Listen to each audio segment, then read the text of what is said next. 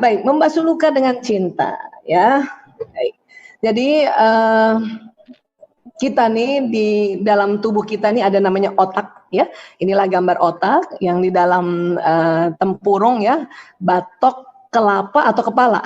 Kadang-kadang suka salah sebut tuh, ya. Batok, karena batok kelapa juga itu mirip kuatnya seperti tempurung kepala kita, ya. Nah, di otak ini nanti akan ada banyak memori-memori yang tersimpan dalam otak ini. Ya, kita perbesar dulu ya. Nah, ini otak yang dikeringkan pakai formalin, ya. Dan biasanya di Fakultas Kedokteran, ini di laboratorium anatomi kita belajar ini biasanya, ya. Namun sekarang banyak perkembangan baru, belajar otaknya tidak perlu harus orangnya meninggal dulu baru kita tahu apa isi otaknya gitu, ya. Nah, kita pakai alat ini sekarang, ini alat ciptaan manusia sebetulnya, yang bisa mendeteksi otak tuh apa sih cara kerjanya. Terus kalau ada trauma, itu gimana sih sebetulnya kerja otak itu kalau ada trauma masa-masa lalu, ya, baik masa kecil ataupun trauma-trauma yang kita hadapi mungkin pernah setahun yang lalu atau bahkan sebulan yang lalu gitu ya. Nah, ini, jadi pakai alat ini kita bisa tahu, ya. Nah, ini dia, ini otak manusia, ini dilihat dari samping kiri, ada otak besar dan ada otak kecil, ini dilihat dari atas, ya. Otak yang ini yang bagian dahi nih, yang lebih kecil nih. Yang agak besar ini otak di belakang kita, karena di bawahnya ada otak kecil, ya. Kemudian otak terbagi dua, ada belahan kanan dan ada belahan kiri, ya. Di dalam otak inilah, ya, sering memori-memori kesedihan, memori-memori kemarahan, memori-memori tentang kekesalan itu masuk di dalam otak, ya. Nah, sekarang kita belajar, ya. Jadi otak manusia atau orang bilang pikiran manusia itu rupanya memiliki dua jenis, ya. Kalau ada sudah salat sih, Pak. Ya, pikiran sadar dan pikiran bawah sadar. Kalau Ya. kayak gitu tadi nggak usah makan nasi, makan roti. Jangan dibiasain. Ini belum di mute suaranya nih ya. Iya. Mungkin host bisa mute suaranya dulu semuanya. Jadi ketahuan deh ibunya kasih makan nasi anaknya. Ya, baik. Ya, kembali ke sini ya. Pikiran manusia ini ada dua jenis, ada istilahnya pikiran sadar, ada namanya pikiran bawah sadar. Mungkin teman-teman sudah pernah dengar ya, ada istilah conscious mind dan subconscious mind ya. Walaupun sebetulnya kedua pikiran itu saling berkomunikasi dan bekerja dalam waktu bersamaan secara paralel ya. Tetapi kita kalau bicara tentang trauma, kita akan bicara tentang masalah ini. Conscious mind dan subconscious mind, pikiran sadar dan pikiran bawah sadar, ya. Baik, dan kemudian ini punten nih kalau ada garis itu bukan dari saya ya, mungkin ada yang kepencet ya. Pikiran bawah sadar berbeda dengan pikiran sadar cara kerjanya, ya. Pikiran bawah sadar bekerja terpisah dari pikiran sadar. Ya. Meskipun pikiran sadar dan pikiran bawah sadar secara paralel ya. Dia bekerjanya paralel, tapi prosesnya beda-beda. Nanti kita lihat ya. Nah, kalau kita ibaratkan ya, kalau gunung nih, gunung yang ada di laut itu, yang kelihatan dari luar itu kan kecil nih, ya. Tapi di bawahnya itu besar sekali. Nah inilah, ini pikiran sadar atau conscious mind yang kecil kita kelihatan ini, dan ini yang di bawah ini namanya subconscious mind, ya lebih banyak dan lebih kuat, ya. Pengaruh conscious mind terhadap perilaku kita itu sekitar 10% saja. Subconscious mind itu pengaruhnya sekitar 90%. Ya, misalnya kita belajar bahwa kita harus ya menghormati ayah bunda kita. Nah, itu masuk di conscious mind nih. Kalau baru saja belajarnya, tapi kalau dari kecil belajarnya itu sudah bisa masuk ke subconscious. Tapi kalau baru belajar, dia masih ada di conscious mind. Nah, ya, jadi itu kira-kira seperti itu. Nah, conscious mind apa saja sih? Conscious mind itu ada reasoning, pertimbangan dengan alasan, itu kerjanya pikiran sadar atau jiwa sadar. Logical thinking, pemikiran logis, itu kerjanya conscious mind. Critical thinking, pemikiran kritis, itu kerjanya conscious mind. ya. One task at a time, satu tugas dalam satu waktu, itu juga kerjanya conscious mind. Voluntary action, tindakan yang sengaja, itu conscious mind, ya. Limited memory atau memori terbatas atau memori jangka pendek gitu ya. Nah, itu juga kerjanya conscious mind. Jadi kalau kita baru belajar ya, kita ingat ya itu baru masuk conscious mind, belum masuk ke subconscious mind ya. Memperpersepsikan masa lalu, masa kini dan masa akan datang ya. Kita mempersepsikan ya, itu conscious mind. Nah, subconscious mind ini yang kekuatannya 90%, apa isinya? Keyakinan. Makanya dari kecil kita diajarkan keyakinan bahwa Allah itu Ahad, ya, Allah itu Esa, Allah Maha segalanya, tempat meminta. Itulah keyakinan, itu memang harus dimasukkan dari kecil, itu belief, itu karena akan masuk ke subconscious mind. Sehingga pas nanti besar ada yang bilang bahwa Tuhan itu banyak, itu kita punya keyakinan karena tinggi 90%. Enggak, satu. Itu ya, belief ya, itu masuk bawah sadar. Pas programming, program masa lalu. Nah, ini dia masuk ke subconscious. Jadi pengalaman-pengalaman masa lalu yang baik maupun yang buruk itu juga masuk di subconscious. Emosi itu masuk ke subconscious. Imajinasi ya, imagination ya masuk ke subconscious. Intuisi ya, ide, itu masuknya di kategori subconscious mind. Trauma. Nah, ini kalau kita bilang trauma, ini memori yang negatif. Kalau pas programming itu nggak hanya yang negatif, iya ada yang negatif, ada yang positif. Ya, salah satu dari pas programming adalah trauma bisa. Ya, dan trauma ini memori yang terikat dengan emosi yang kuat. Ya, value, nilai-nilai kehidupan itu juga masuk. Kalau dari kecil kita diajarin oleh orang tua kita, ya misalnya ya anak perempuan itu ya harus yang santun, harus yang cantik, harus rawat kesehatan, harus rawat kecantikan. Ya, makanya kita merawat, makanya produk-produk seperti Wardah ini kan muncul. Kenapa? Karena kita punya value, ya, punya nilai-nilai kehidupan termasuk ya cantik itu buat kita perempuan, bersih, cantik, sehat, ya perawatan itu sebuah value, ya, yang ada di diri kita, ya. Nah, buat teman-teman memang yang nggak senang bermakeup nggak apa-apa, tetapi harus perawatan. Ya, kenapa? Kalau nanti berumah tangga, suami harus lihat muka kita itu cerah. Ya, karena aslinya wajah perempuan itu udah cantik, cuman kadang nggak cerah, makanya cantiknya berkurang. Ya, nah kemudian apa lagi? Trillion of tasks at one time, banyak tugas sekaligus. Jadi kalau misalnya ada ibu-ibu nih, ya sambil nelpon, sambil tangannya masih gongseng, kakinya masih tutup laci, ya itu sudah masuk ke subconscious. Ya, atau misalnya kita naik sepeda nih, waktu belajar naik sepeda jatuh karena masuk di conscious mind. Tapi kalau udah biasa, ya itu sudah masuk subconscious. Bawa mobil juga gitu, ya itu sudah masuk ke subconscious, ya.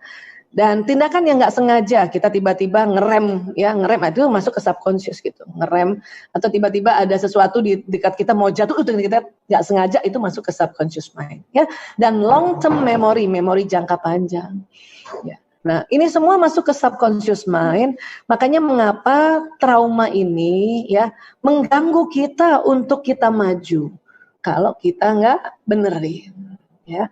Makanya kalau bahasa kerennya membasuh luka, ya, membasuh luka gitu. Karena luka itu ada di subconscious, dia kuat banget 90%. Ya, kita tahu sih harus memaafkan misalnya gitu ya. Ada pernah mungkin kita punya trauma, guru kita, teman kita, atau bahkan orang tua kita pernah nyakitin kita banget. Ya, kita belajar ya saat ini ikut taklim misalnya. Tahu sih kita harus memaafkan orang lain, tetapi bawah sadar kita merekam trauma itu. Ya, maka kadang conscious mind yang disuruh ilmu untuk memaafkan itu baru 10%, jadi nggak kuat. Yang kuat itu bahwa kita punya trauma jadi 90%. Makanya kita males banget deh maafin. Ya, kayaknya berat banget maafin. Kenapa? Habis dia udah kurang ajar. Habis dia ini itu tadi, ya. Dan emosi itu masuk di subconscious mind. Nah, ini dia, ya. Sekarang kita belajar sedikit tentang otak emosi, ya. Nah, tapi sebelumnya kita belajar dulu tentang neuron atau sel otak. Di dalam otak ini ada kayak gini, teman-teman. Namanya neuron. Secara anatomi kayak gini. Ya bayangin aja ini kabel-kabel nih, banyak kabelnya. Ya. Satu neuron kerjanya kayak satu komputer yang tercanggih di zamannya. Dan ada jumlahnya 100 miliar di otak kita. Berarti ada 100 miliar komputer. Kenapa ada kalimat tercanggih di zamannya? Ya, itu kata para ahli ya, tercanggih di zamannya, itu karena neuron anak sekarang, misalnya saya nih, sama Mbak Aida ya, Mbak Aida lahir tahun berapa nih Mbak? Kalau saya kan lahirnya tahun 68, ya, usia saya saat ini 52 tahun. Saya punya juga 100 miliar, tapi mungkin kalau Mbak Aida lahirnya tahun 80-an atau 90-an ya. 90-an. Nah, berapa? 94. 94. Nah, itu di otaknya Mbak Aida ada 100 miliar neuron juga, ya. Cuman ada perbedaan sama saya. Ya, apa? Di otak Mbak Aida, ya, neuronnya atau sel otaknya, daya tampung memorinya itu lebih besar. Jadi kalau bahasa kita RAM-nya lebih besar. Kalau bahasa IT ya. Nah, dibanding saya. Tapi saya juga punya 100 miliar. Itulah makanya setiap anak yang lahir, kata Nabi Shallallahu Alaihi Wasallam, ya didiklah anakmu sesuai zamannya. Karena emang beda, ya eranya beda, otaknya daya tampung memorinya beda. Semakin kesini anak-anak itu daya tampung memorinya kuat atau banyak, sebetulnya banyak, ya banyak. Nah ini tadi ya, tetapi sama 100 miliar. Nah di otak ini awalnya si neuron ini tidak tersambung. Ya, ini kan kayak kabel nih. Ini kan misalnya ini katakan ini laptop, ini kabel besarnya dan ini kabel-kabel potensi yang di samping laptop itu loh, ada berapa 5 apa 6 itu yang untuk bisa disambungkan dengan laptop lain. Kan ada kan di laptop kita kan kayak gitu. Ya. Nah, yang luar biasa kalau laptop manusia yang manusia bikin itu paling cuma 5 apa 6 deh potensi untuk nyambung dengan laptop lain. Tapi kalau kita manusia, satu neuron berpotensi 20.000 sambungan. 20.000, satu neuron. Masya Allah. Makanya, nah ini jadi tersambung-sambung nih. Neuron di otak kita atau laptop di otak kita tersambung oleh kabel-kabelnya. Nah ini sambungannya di sini. Nah sambungan ini ada yang sambungan memori positif, yang menyenangkan, yang asik, yang lucu. Ada juga sambungan yang negatif. Nyambung karena sedih, jadi kita ingat banget peristiwa itu, nyambung karena marah, nyambung karena kesel. Nah itu, jadi ada sambungan, ya. Nah, tapi untungnya sambungannya tidak tersambung secara fisik seperti ini nih, ya nih. Jadi ini sambungannya ini ternyata dia nggak nempel. Ternyata nih kita besarin ini, dia nggak nempel nih. Kabel yang satu dengan kabel lain nggak nempel. Kalau kita besarin, nah kayak gini dia. Untung nggak nempel. Kenapa saya bilang untung nggak nempel? Karena kalau yang nempel atau yang tersambung memorinya negatif, oh celaka. Ya, maka trauma itu ya terus mengganggu kalau dia menempel secara fisik. Inilah kita bersyukur ya Allah Subhanahu wa taala, Allah Maha segalanya, Sang Maha Pencipta, membuat sambungan otak tidak menempel secara fisik. Ya. Jadi kayak misalnya ini kabel saya, di kabel nempel begini, enggak, dia ada celah. Yang membuat menempel apa? Nanti zat kimia yang keluar dari neuron satu ke neuron yang lain, ya. Jadi kira-kira bentuknya begini zat kimianya tuh. Namanya neurotransmitter. Atau katakanlah nempelnya ini pakai lem, alat bantu. Cuman lem itu kadang ada lem nasi, ada lem kanji, ada lem Korea yang kuat banget kan gitu ya. Nah ini lem ini yang kadang-kadang ya membuat sebuah peristiwa itu ya teringat terus. Kalau peristiwa itu ya kita merasakan dengan emosi yang ekstrim, maka yang keluar lem Korea nempel. Itulah trauma kalau emosinya negatif. Karena kalau kita bicara emosi, dia bisa positif, bisa negatif. Ya. Kalau dia bentuknya negatif, maka neurotransmitter keluar banyak banget. Nih, banyak banget. Kenapa? Karena ada kaitannya sama emosi. Zat kimia keluar banyak banget. Maka sambungan otak kita itu lengket ya, lebih lengket dibanding sambungan yang lain. Ini yang namanya trauma. Sambungan peristiwa neuron ini di memori kita ya terikat dengan emosi. Itu yang trauma. Ya, nah sekarang gimana Bu Aisyah? Bisa dibasuh nggak? Atau bisa dipulihkan tidak? Atau bisa disembuhkan tidak? Nah sekarang kita harus tahu dulu ya. Memori apapun yang sudah pernah terjadi ya, dia sudah ada jejasnya, sudah ada ya. bekas sisa-sisa sambungannya. Yang hanya bisa adalah lemnya yang dikurangin. Ya. Lem Korea tuh dikurangin pakai apa sih? Pakai air panas ya. Ya. Kalau lem nasi kan gampang dikuranginnya ya. Lem nasi. Ya. Lem kanji masih mending juga ya, pakai air aja, air dingin biasa gitu ya. Ini nyebut merek ya nggak boleh ya. Ya mudah-mudahan di endorse Boleh. Ya. Kalau lem Korea kan bukan merek ya. Nah, jadi kita mau ya tahu dulu bahwa memori saya nggak bakal hilang. Karena ada begini kemarin, ada ibu-ibu konseling sama saya, Bu Aisyah gimana caranya supaya memori saya nih hilang? Saya bilang nggak bisa Bu.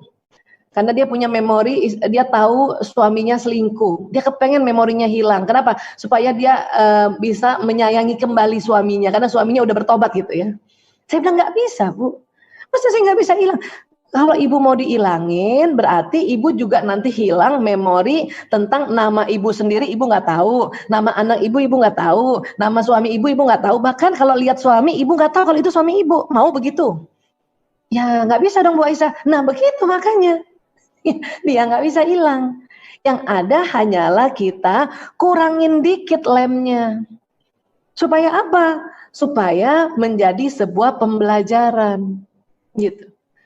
Ya, misalnya nih kita dulu waktu kecil udahlah anak perempuan naik pohon, ya ibu kita marah kan, anak perempuan jangan naik pohon.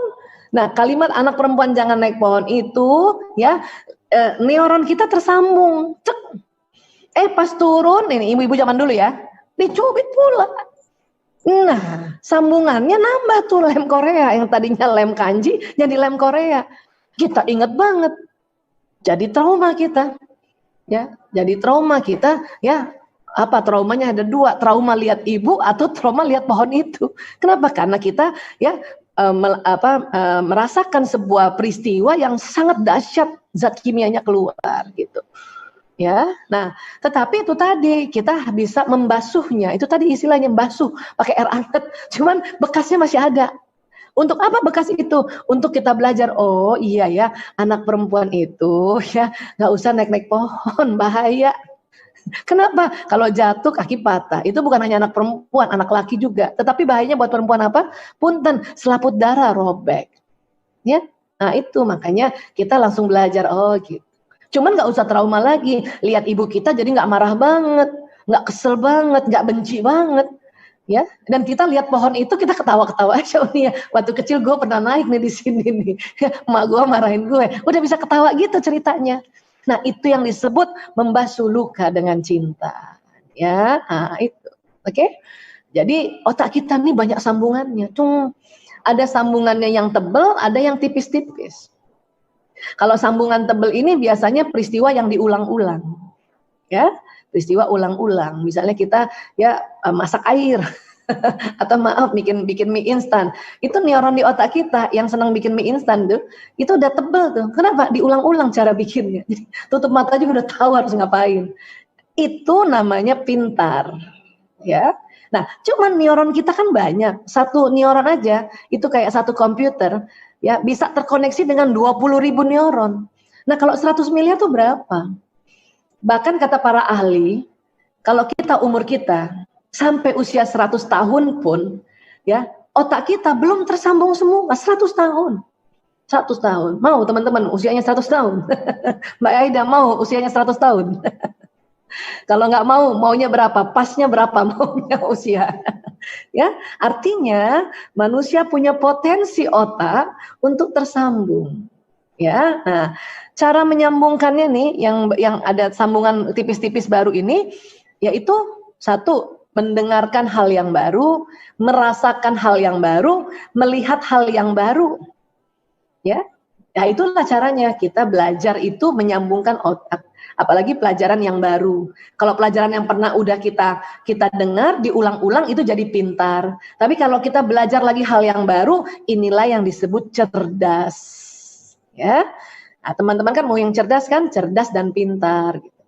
Ya, makanya harus banyak belajar lagi, harus ya merasakan hal-hal yang baru, pengalaman-pengalaman yang baru itu membuat kita cerdas, gitu. Nah, salah satu pengalaman itu tentu ada pengalaman yang negatif istilahnya. Kenapa? Karena ada kaitannya dengan emosi. Nah, kok bisa ada kaitannya sama emosi, Bu Aisyah? Karena di otak kita itu ada otak emosi. Ya, ini dia sambungan otak di otak kita nih. Ada sambungan yang negatif, ada sambungan positif. Kenapa? Ada nuansa emosi yang mewarnai sambungan itu. Ya, kok bisa gitu? Itu tadi karena otak kita ada otak emosinya. Yang mana Bu Aisyah? Ini yang tengah nih. Persis di tengah otak. Ini letak emosi. Ini sering biasanya disebut limbic system, sistem limbik ini. Ya, fokus yang di sini aja yang tengah. Kalau nama-nama ini bahasa Latin, ini memang kita kesepakatan internasional kalau bicara tentang tubuh manusia pakai bahasa Latin supaya universal, supaya sama gitu. Ya, tapi yang saya mau garis bawahi adalah ini loh, di tengah otak kita ini ada otak emosi. Ini nanti yang mewarnai memori. Karena besar banget nih. Teman-teman mau tahu nggak ukuran otak emosi?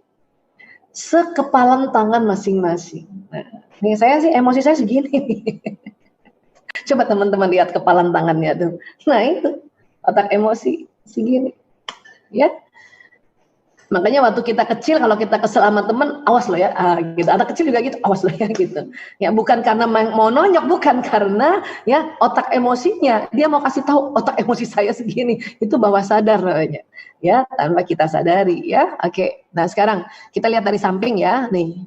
Jadi otak emosi itu persis di tengah. Setiap ada peristiwa yang kita lihat, kita dengar ya, atau kita ucapkan, itu akan melewati otak emosi baru tersimpan di memori di depan neokorteks ini. Pengalaman tuh di sini. Kalau ilmu lebih depan lagi di sini, di belakang dahi, di prefrontal cortex. Itu ilmu-ilmu. Makanya kita juga harus masukkan otak kita ilmu-ilmu kebaikan untuk bahan referensi pertimbangan gitu istilahnya ya. Bahan untuk nimbang-nimbang. Misalnya kita dari kecil udah belajar bahwa kita jujur ya, mencuri itu dosa. Kita udah masuk sini. Makanya suatu ketika pas kita udah besar ya, kita mau mencuri itu kita karena ada ilmunya kita bertimbang. Jangan deh dosa ya. Itu tadi ilmu makanya di paling depan. Tapi kalau memori-memori tentang pengalaman itu tersambung otaknya yang di sekitar sini neokorteks tapi sekitar otak emosi. Makanya otak emosi itu mewarnai ya memori itu. Oke, kenapa? Karena dari mata kan dilihat nih. Ya. Kita lihat ibu kita misalnya nyubit kita kan matanya kita lihat tuh tangannya nyubit kita. Nah, matanya itu memberi pesan ya untuk terekam di sini lewati otak emosi sini. Telinga kita dengar, kamu nih anak perempuan naik pohon gitu. Telinga kita dengar, anak itu juga terekam lewat telinga nih, ya. Lewat telinga juga masuk ke sini. Nggak bisa mata langsung sarafnya itu ke sini, nggak bisa begitu. Dia lewati sini dulu, bahkan melewati batang otak ini. Ya. Kemudian kita dicubit, kita rasakan kulit kita nih rasa, maka saraf-saraf kulit itu memberi informasi, ya. Dan karena sakit, makanya otak emosi ini ya memberikan informasi itu nggak enak, sakit, ngeselin, jadi marah. Ini juga kalau kita lakukan sama anak-anak kan akan begitu. Anak-anak akan merekam kita sebagaimana apa yang dia lihat, yang dia dengar dan dia rasakan. Ini hati-hati. Sekarang udah nggak zaman orang tua tuh galak, nggak zaman sekarang. Ngapain? Orang tua itu ya demokratis. Kalau pengen menyampaikan sesuatu yang kita larang, kasih tahu alasannya. Ya, tapi sampaikan aja dengan lemah lembut, sampaikan bijaksana. Ya, nah kalau kamu naik-naik ke atas, ya tiba-tiba ya kakimu bertumpu kepleset, kamu jatuh, patah kaki, bocor kepala, dan kamu anak perempuan, ada namanya di dalam organ reproduksi perempuan, vagina itu ada selaput darah, robek. Nah, sampaikan gitu. Cuman kadang-kadang anak-anak suka nggak nyampe, apa vagina, sampai kayak ngomong kayak gitu, apa selaput darah. Nah, kalau dia bertanya, kita justru ada kesempatan menjelaskan, sini deh. Ya, buka buku atau buka Google ini itu ya, dengan menyampaikan ilmu kayak gitu dia akan masuk ke depan sini. Ya. Dan itu akan menjadi sebuah pengetahuan gitu. Woles aja Bun, kata anak-anak sekarang. Nggak zaman. Kita ini bukan zaman penjajahan, ini udah zaman milenial. Ya, kasih tahu anak makan, kita santai aja. Makan yuk. Ntar aja Bun. Ya udah kalau gitu nanti makan sendiri ya, pergi makan sendiri ya. Bunda udah kasih tahu loh, udah ngajak loh. Iya Bun, udah. Relax. Kenapa? Kalau kita kasar dan keras, itu bisa bikin trauma di otak anak kita gitu. Sebagaimana kita juga. Ya. Nah, otak emosi itu isinya kayak gini nih. Ada jenis-jenis emosi. Kok kayak tangga Bu Aisyah? Iya, karena sewaktu diukur ya, setiap jenis emosi itu ada frekuensinya, diukur pakai EEG kepala. Ada frekuensinya. Ya, kalau sedih itu rendah frekuensinya. Di bawah sedih apati. Apati ini merasa nggak berguna. Saya nggak berguna lagi jadi istri. Kapan teman-teman yang sudah menikah berpikir kayak gitu, merasa nggak berguna, itu lagi apati namanya. Ya, atau anak-anak merasa saya nggak berguna lagi nih jadi seorang anak yang belum nikah misalnya. Ya, nah itu apati. Aduh, saya nggak berguna lagi nih, belajar apapun rasanya nggak berguna, itu bisa apati tuh. Hati-hati, makin turun ya, makin turun bisa depresi. Saya nggak berguna jadi istri, lebih baik saya mati. Ah, itu namanya depresi. Kenapa? Ada keinginan bunuh diri, ada keinginan mati, itu depresi. Bahaya, ya. Bukan apa-apa, setan di sekitar kita. Kalau ada orang apati, itu dibisik-bisikin. Supaya apa? Supaya depresi, benar-benar bunuh diri. Nah, kalau pas bunuh diri, jadi temannya setan. Makanya pada saat kita apati, cepat-cepat naik ke atas. Ya. Gimana cara naik ke atas? Apati ini ya rasanya tuh udah susah nangis. Ya. Males, yang biasanya sholat tuh males banget. Lihat sajadah cuman liatin dari jauh, males banget. Itu apati tuh. Ya, kayaknya nggak ada energinya tuh. Kenapa? Frekuensinya ya di otaknya cuma 50 Hz. Gimana caranya Bu Aisyah? Ya, untuk bisa kesedih ya tarik nafas panjang. Berkali-kali tarik nafas. Atau kalau kita umat Islam sudah diajarkan oleh Rasulullah SAW untuk istighfar. Astagfirullahaladzim, astagfirullahaladzim, astagfirullah. Nanti lama-lama tiba-tiba air mata kita turun. Nangis. Nah itu berarti kita udah naik ke atas. Berarti sudah lebih baik dari apati. Ya. Nah cuman kan kita maunya di sini nih. Atau menerima ya, bersyukur. Atau paling atas kita maunya di situ. Maka ya terus lagi istighfar, astagfirullahaladzim. Tapi sambil nangis nggak apa-apa. Air mata Allah ciptakan selain untuk membersihkan mata, melembabkan mata, itu juga untuk membasuh luka tadi. Ya, makanya nah, nangis aja. Aku kesel banget gitu ya. Nah kalau udah kesel berarti udah naik sini. Kalau ibu bilang aku kesel banget sama dia, nah berarti ibu nggak rasa udah naik ke sini. Tapi kalau dari sedih ibu bilang, aku takut banget. Nah itu berarti ibu naik ke sini, ke takut, ke fear. Ya. Jadi ini tangga ini. Ya. Astagfirullahaladzim ya Allah.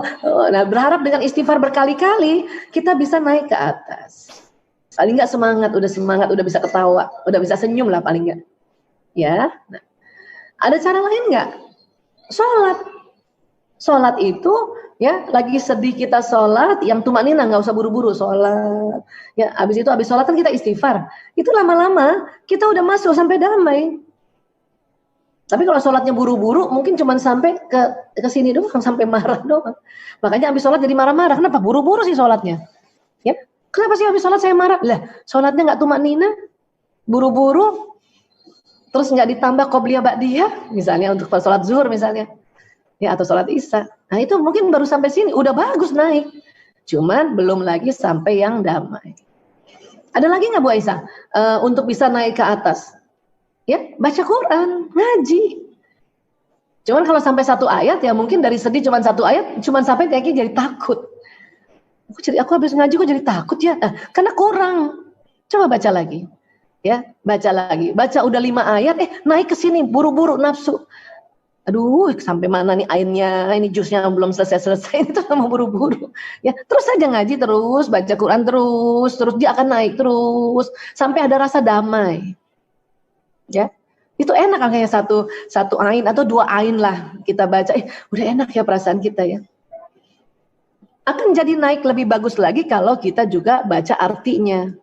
baca terjemahannya. Oh, kita merasa Allah bicara sama kita, ya Allah, terima kasih ya Allah. Kita naik ke pencerahan. Ya. Atau habis sholat, kan udah sholatin damai nih, ngaji, baca Quran, kemudian tahu artinya, itu juga bisa sampai sini. Atau misalnya teman-teman lagi dengar tausiah dari guru-guru kita siapapun, terus kita langsung ada pencerahan. Pencerahan itu gini, oh gitu, itu pencerahan itu. Atau baca buku, ya baca buku, apa saja buku apa itu, oh gitu, itu pencerahan, ya. Atau bisa juga sampai di sini acceptance, menerima. Tapi kalau rasanya gembira banget, ya terus kayaknya jadi punya daya untuk bisa melakukan apapun, berarti itu pencerahan, dia tinggi naik. Dan mulai dari semangat sampai pencerahan, ini yang dikategorikan bekerja dengan zona ikhlas. Ya. Zona ikhlas. Kita mau belajar ya teman-teman, mungkin ada yang masih kuliah ya. Lihat buku males banget dibaca tuh. Terus kesel banget. Harus dibaca lagi. Itu berarti di sini tuh. Berarti kita ya belajar di kuliah itu belum masuk zona ikhlas. Terus gimana dong Bu Aisyah supaya ikhlas? Makanya ya marahnya segera cepat-cepat naikin ke atas. Astagfirullah ya Allah, astagfirullahaladzim ya Allah, angkat keselku sama buku ini ya Allah, angkat keselku sama pelajaran ini, kuliah ini ya Allah, angkat keselku sama dosennya, siapa tahu dosennya bikin kesel. Ya. Itu istighfar, astagfirullahaladzim. Maka dia akan naik ke semangat, udah semangat ini udah tinggi, 200 Hz nih. Nanti kita baca buku itu berarti kita zona ikhlas. Kita belajar dengan ikhlas itu namanya. Ya, belajar dengan ikhlas. Karena kalau sudah ikhlas ini penuh cinta. Ya, nah sekarang membasuh luka bagaimana? Membasuh luka kalau teman-teman ingat lagi peristiwanya dan teman-teman marah misalnya, ya, cara membasuh lukanya istighfar, astagfirullahaladzim ya Allah, angkat keselku ya Allah, saya ingat lagi sama peristiwa itu ya Allah, ibuku mencubit aku ya Allah, misalnya gitu. Nah itu dia akan naik ke atas, lama-lama akhirnya bukan lagi semangat tapi menerima. Oh iya ya Allah, emang saya waktu itu yang badung ya Allah, udah disuruh larang naik-naik masih juga naik-naik ya Allah. Nah makanya kita udah menerima nih, acceptance, bersyukur. Itulah namanya membasuh luka dengan cinta. Kenapa? Karena pada saat kita ada di semangat, mulai dari semangat, hormon-hormon bahagia itu keluar dari otak kita. Ya, dan itu membentuk cinta. Oke? Nah, jadi begitu. Bagaimana membahas luka? Membasuh luka, yaitu tadi ibu rasanya gimana luka itu? Ya, saya kok jadi sedih Bu Aisyah ingat itu ya. Ingat itu sedih. Oke. Boleh aja sih sedih, nggak apa-apa. Ini lazim kok. Ini kena ada ini di otak kita nih, ada nih. Lazim kok. Tapi ayo cepat-cepat move on. Makanya cepat-cepat move on. Ini istilahnya. Kenapa? Karena memang semua emosi ini nggak bisa hilang. Itulah saya bilang tadi, nggak bisa hilang. Kenapa? Emosi tetap ada dan sambungan otak sudah terlanjur tersambung kan gitu. Yang bisa adalah diangkat, move on. Makanya doanya ya Allah angkat marahku. Bukan ya Allah hilangkan marahku, nggak bisa hilang. Angkat marahku ya Allah, angkat sombongku ya Allah, angkat. Jadi supaya naik ke atas. Itulah namanya move on. Ya, jadi teman-teman kalau misalnya ada trauma, ayo move on. Dengan tahu bahwa oh ada kayak gini ya, iya. Ya. Nah, kenapa? Karena ini semua ada di otak kita. Muaiza, saya udah move on, tapi kok setelah 3 bulan saya ingat lagi. Iya, kenapa? Emosi ini kan ada. Kita udah di atas, bisa turun lagi. Kenapa bisa turun lagi? Ada faktor pencetus misalnya. Ya, pada saat kita lagi, misalnya ya, pada saat kita nih lagi sama dimarahin ibu misalnya itu tadi, ya, ada pengikatnya, ada anchornya apa? Pohon itu. Gitu, atau baju ibu itu pas kita lihat baju ibu kita ya bajunya warnanya merah gitu, polkadot merah, udah polkadot merah dasarnya merah bulat-bulat hitam ya, itu terjadi anchor di otak kita. Maka ya yang tadinya mungkin kita sudah maafkan ibu kita, suatu ketika lagi bongkar-bongkar baju di lemari ibu misalnya ya, kemudian kita dapati baju itu, kita bisa turun lagi itu emosi kita. Ya, jadi marah lagi. Ini nih gara-gara ini baju ini nih bikin aku kesel, bisa kayak gitu. Ya kenapa? Karena emosinya turun lagi. Ya itu wajar, itu lazim.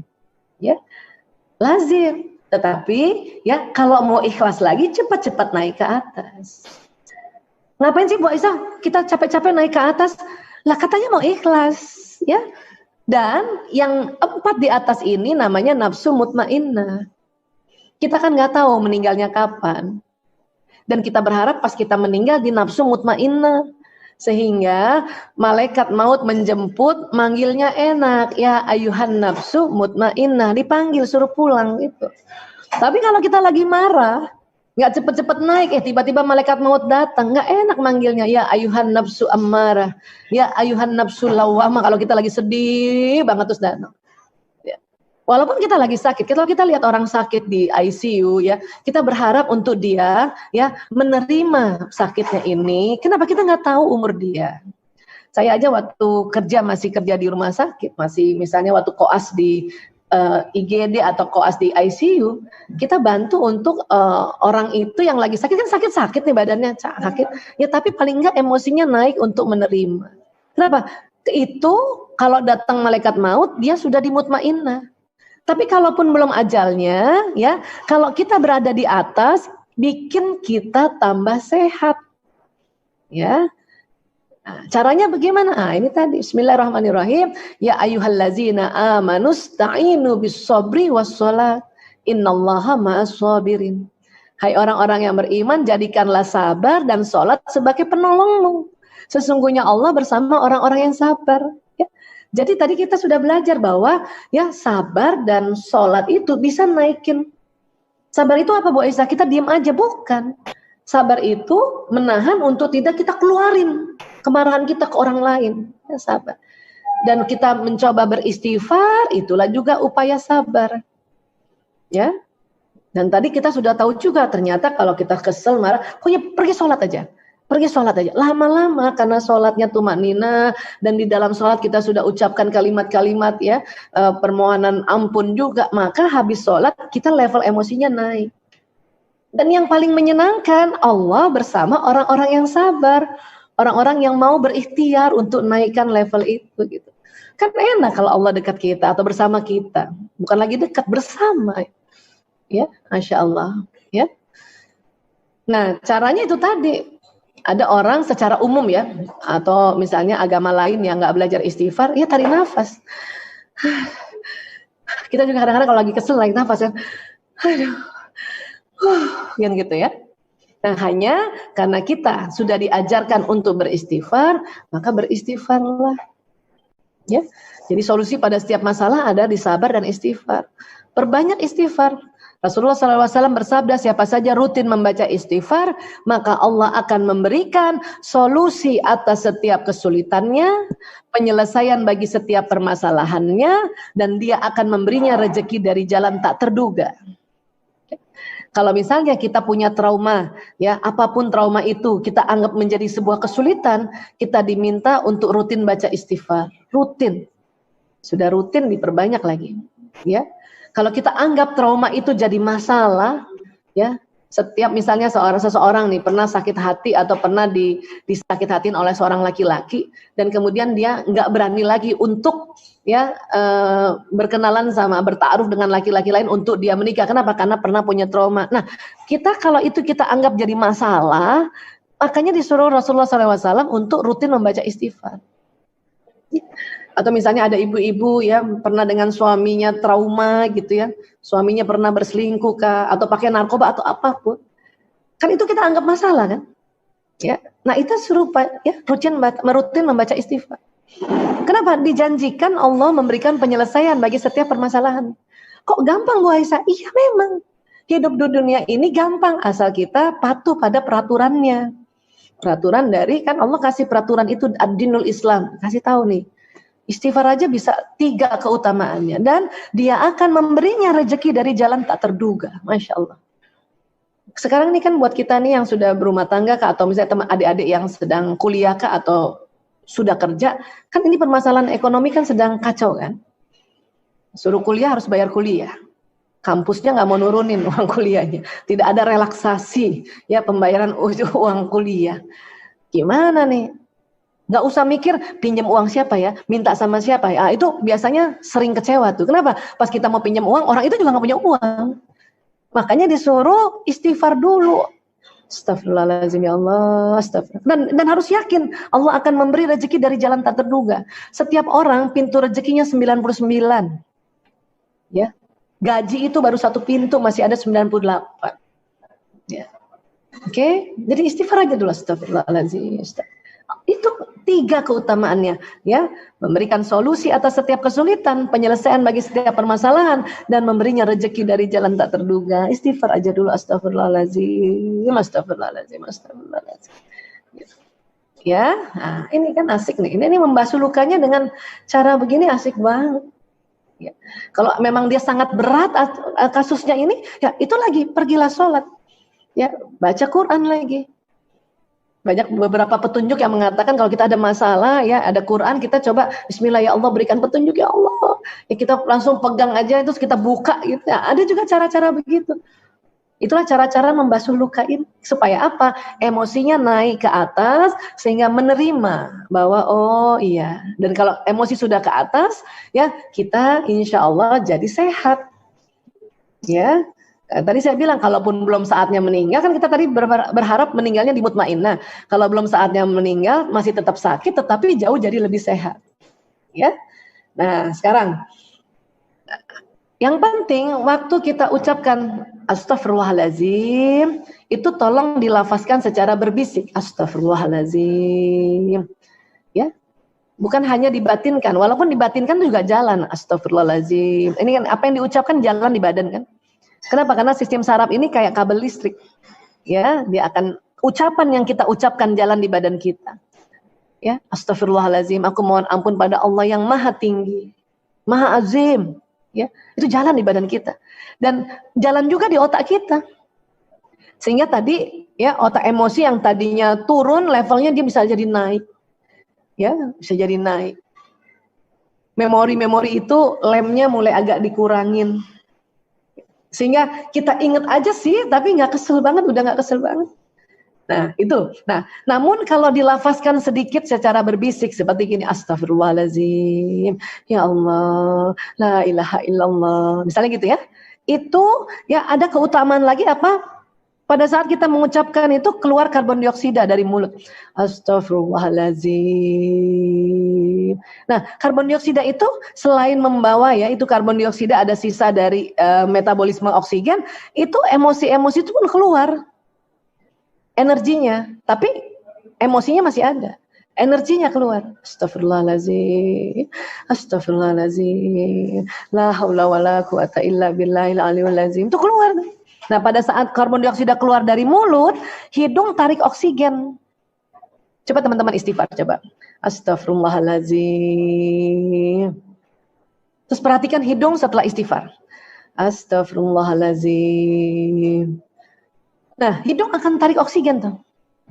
Makanya oksigen akan nanti masuk ya lewat paru-paru, masuk jantung, kemudian jantung memompa ya.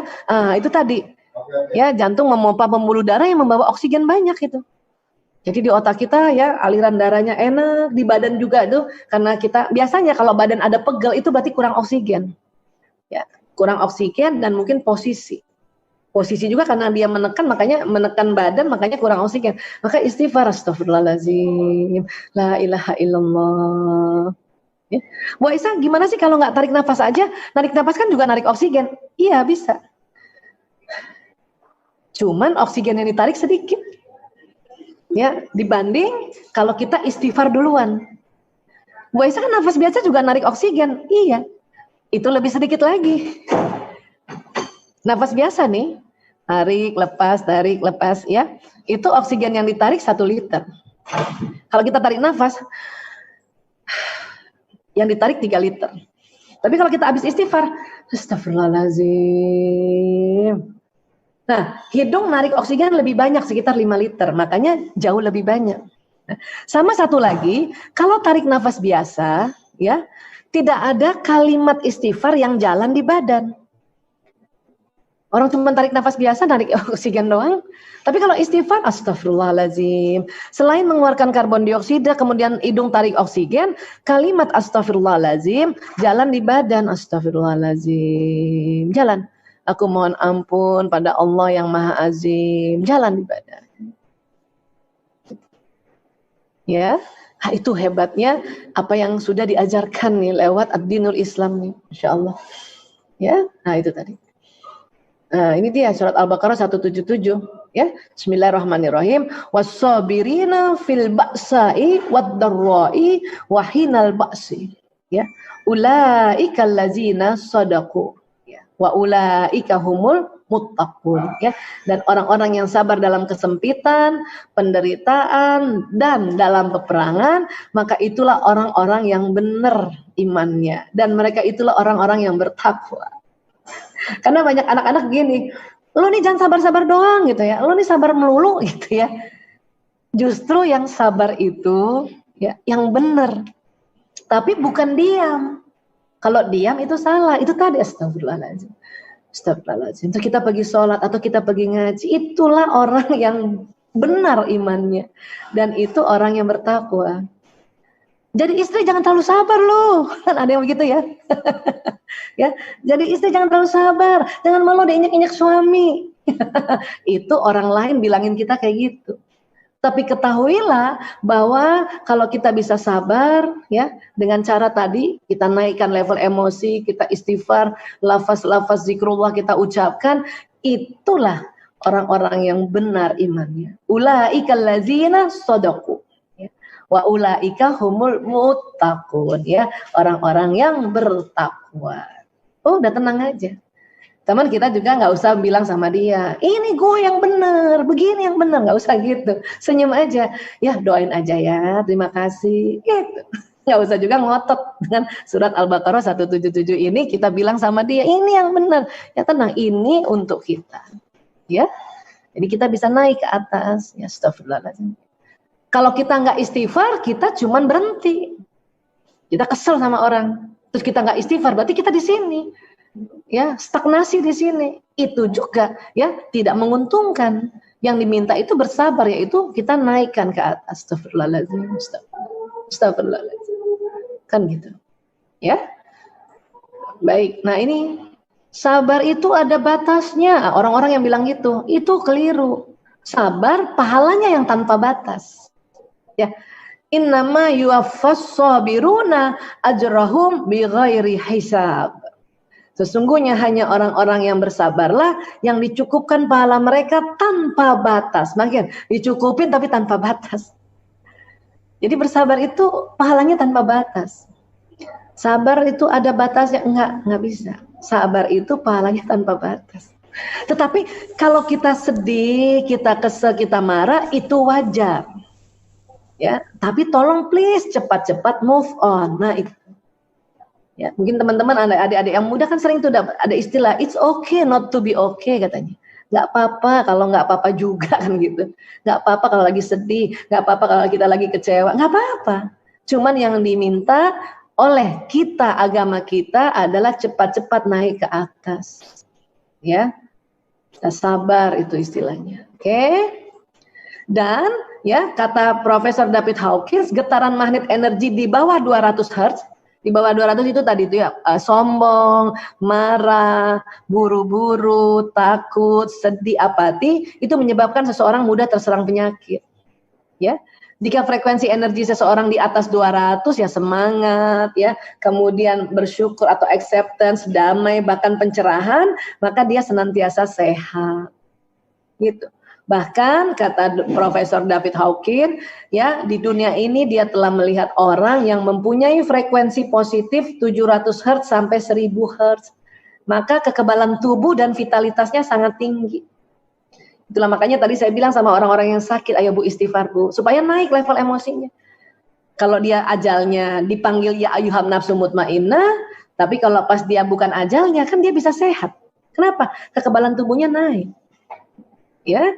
Jadi ini yang mengapa kita perlu membasuh luka kita dengan cinta tadi, dengan teknik-teknik yang tadi sudah diajarkan agar kita sehat. Bu Aisyah, saya udah gitu, tapi kok saya ingat lagi, udah berapa lama nih baru ibu ingat lagi? 6 bulan, ya nggak apa-apa juga. Kenapa kadang kita pas lagi di atas ya bisa turun lagi? Kenapa? Itu tadi yang saya bilang, melihat faktor pencetus. Gitu. Misalnya kesel sama suami gitu. kesel sama suami. Suatu ketika ada ibu-ibu kesel sama suami, karena keselnya apa? Karena ketahuan dia chatting sama perempuan lain. Ya, oke lah, kita udah maafin, kita udah istighfar, kita udah doa, kita udah sholat, kita udah sampai menerima, dan karena suami juga udah minta maaf, oke, kita terima. Tapi suatu ketika beberapa bulan kemudian pas lagi duduk-duduk lihat HP-nya dia, itu bisa kita turun lagi, ingat lagi, marah lagi. Ya, maka angkat lagi. Caranya apa? Ya Allah, ya mengaku, ya Allah saya kesel sama suami saya, ini gak bisa saya lihat di HP ini, gara-gara ini saya lihat di HP, makanya saya tahu dia gitu. Ya Allah, ya kita mengaku dulu pada Allah. Ya, kemudian M kedua, jadi ini ada teknik 3M namanya. M kedua, mengangkat, ya Allah, angkat marahku ya Allah, angkat keselku sama suamiku ya Allah. Astagfirullahalazim. Di sini kita pakai istighfar. Astagfirullahalazim. Ya Allah, la haula wala quwata illa billahil azim. Ya, la haula wala quwata illa billah, ini kalimat yang juga ajaib, ya. Allah berkata, kalau berfirman, kalau ada hambaku mengatakan la haula wala quwata illa billahil azim, maka Allah mengirim malaikat untuk mengaminkan doa kita setelah itu. Kenapa? Karena yang ketiganya, M ketiga adalah meminta, ya Allah, ya buatkan saya lapang hatiku ya Allah, ya. Dan minta juga, ya Allah, sayalah orang satu-satunya perempuan yang dilihat cantik oleh suamiku. Nah, sebut nama suaminya. Detil, lengkap, ya. Satu-satunya wanita yang dia cintai sebagai seorang perempuan atau sebagai seorang istri. Bukan cuma wanita aja, nanti dia anak perempuannya dia nggak cinta, makanya harus sebagai seorang istri. Nah itu, ya, nah itu kita akan naik ke atas. Nah itulah 3 cara membasuh luka dengan cinta, ya, yaitu 3, 1 mengaku. Mengakui dulu trauma itu, ya. Ya Allah, saya ingat ibuku ya Allah. Mohon ya Allah. Ya, M kedua adalah mengangkat, ya Allah, angkat kesalku ya Allah dengan peristiwa itu ya Allah, angkat kesalku ya Allah. Ya. Nah, itu istighfar, astagfirullahalazim, Yang ketiga, M ketiga meminta, ya Allah, ya, lapangkan dadaku untuk memaafkan ibuku, ya. Dan apalagi ibunya udah meninggal, misalnya gitu. Langsung doakan, ya Allah, saya kirimkan Al-Fatihah ini untuk ibuku ya Allah. Itu kan asik. Keren kayak gitu. Ya, jadi 3M, mengaku, mengangkat, dan meminta. Ya. Baik. Supaya kita sehat, apalagi kondisi sekarang ini harus sehat. Ya, dan ingat, apa yang diucapkan tuh jalan. Ya. Ada cara lain nggak Bu Aisyah untuk kita memompa ya trauma masa lalu? Ada. Yaitu memaafkan. Ya, caranya Bu Aisyah ya diucapin. Ya Allah, saya maafin ya Allah, maaf, saya maafin ya Allah, saya maafin ya Allah, saya maafin ya Allah, saya maafin. Dan siapa yang dimaafin harus sebut namanya. Kenapa? Apa yang diucapkan itu jalan di sistem saraf kita. Karena sistem saraf kita kan kayak kabel. Dia bawa listrik. Ini kan saraf nih, panjang-panjang tuh kayak kabel, dia bawa listrik. Nah, apa yang dibawa? Pesan. Pesan apa? Pesan pergerakan. Kalau kita mau ke dapur, ini jalan nih ke dapur, dia ke dapur. Ya, tapi ini juga membawa pesan emosi, pesan perasaan tadi. Ya, kesel. Makanya kadang-kadang kita sering sakit karena kesel, sering sakit karena marah, sering sakit karena sedih.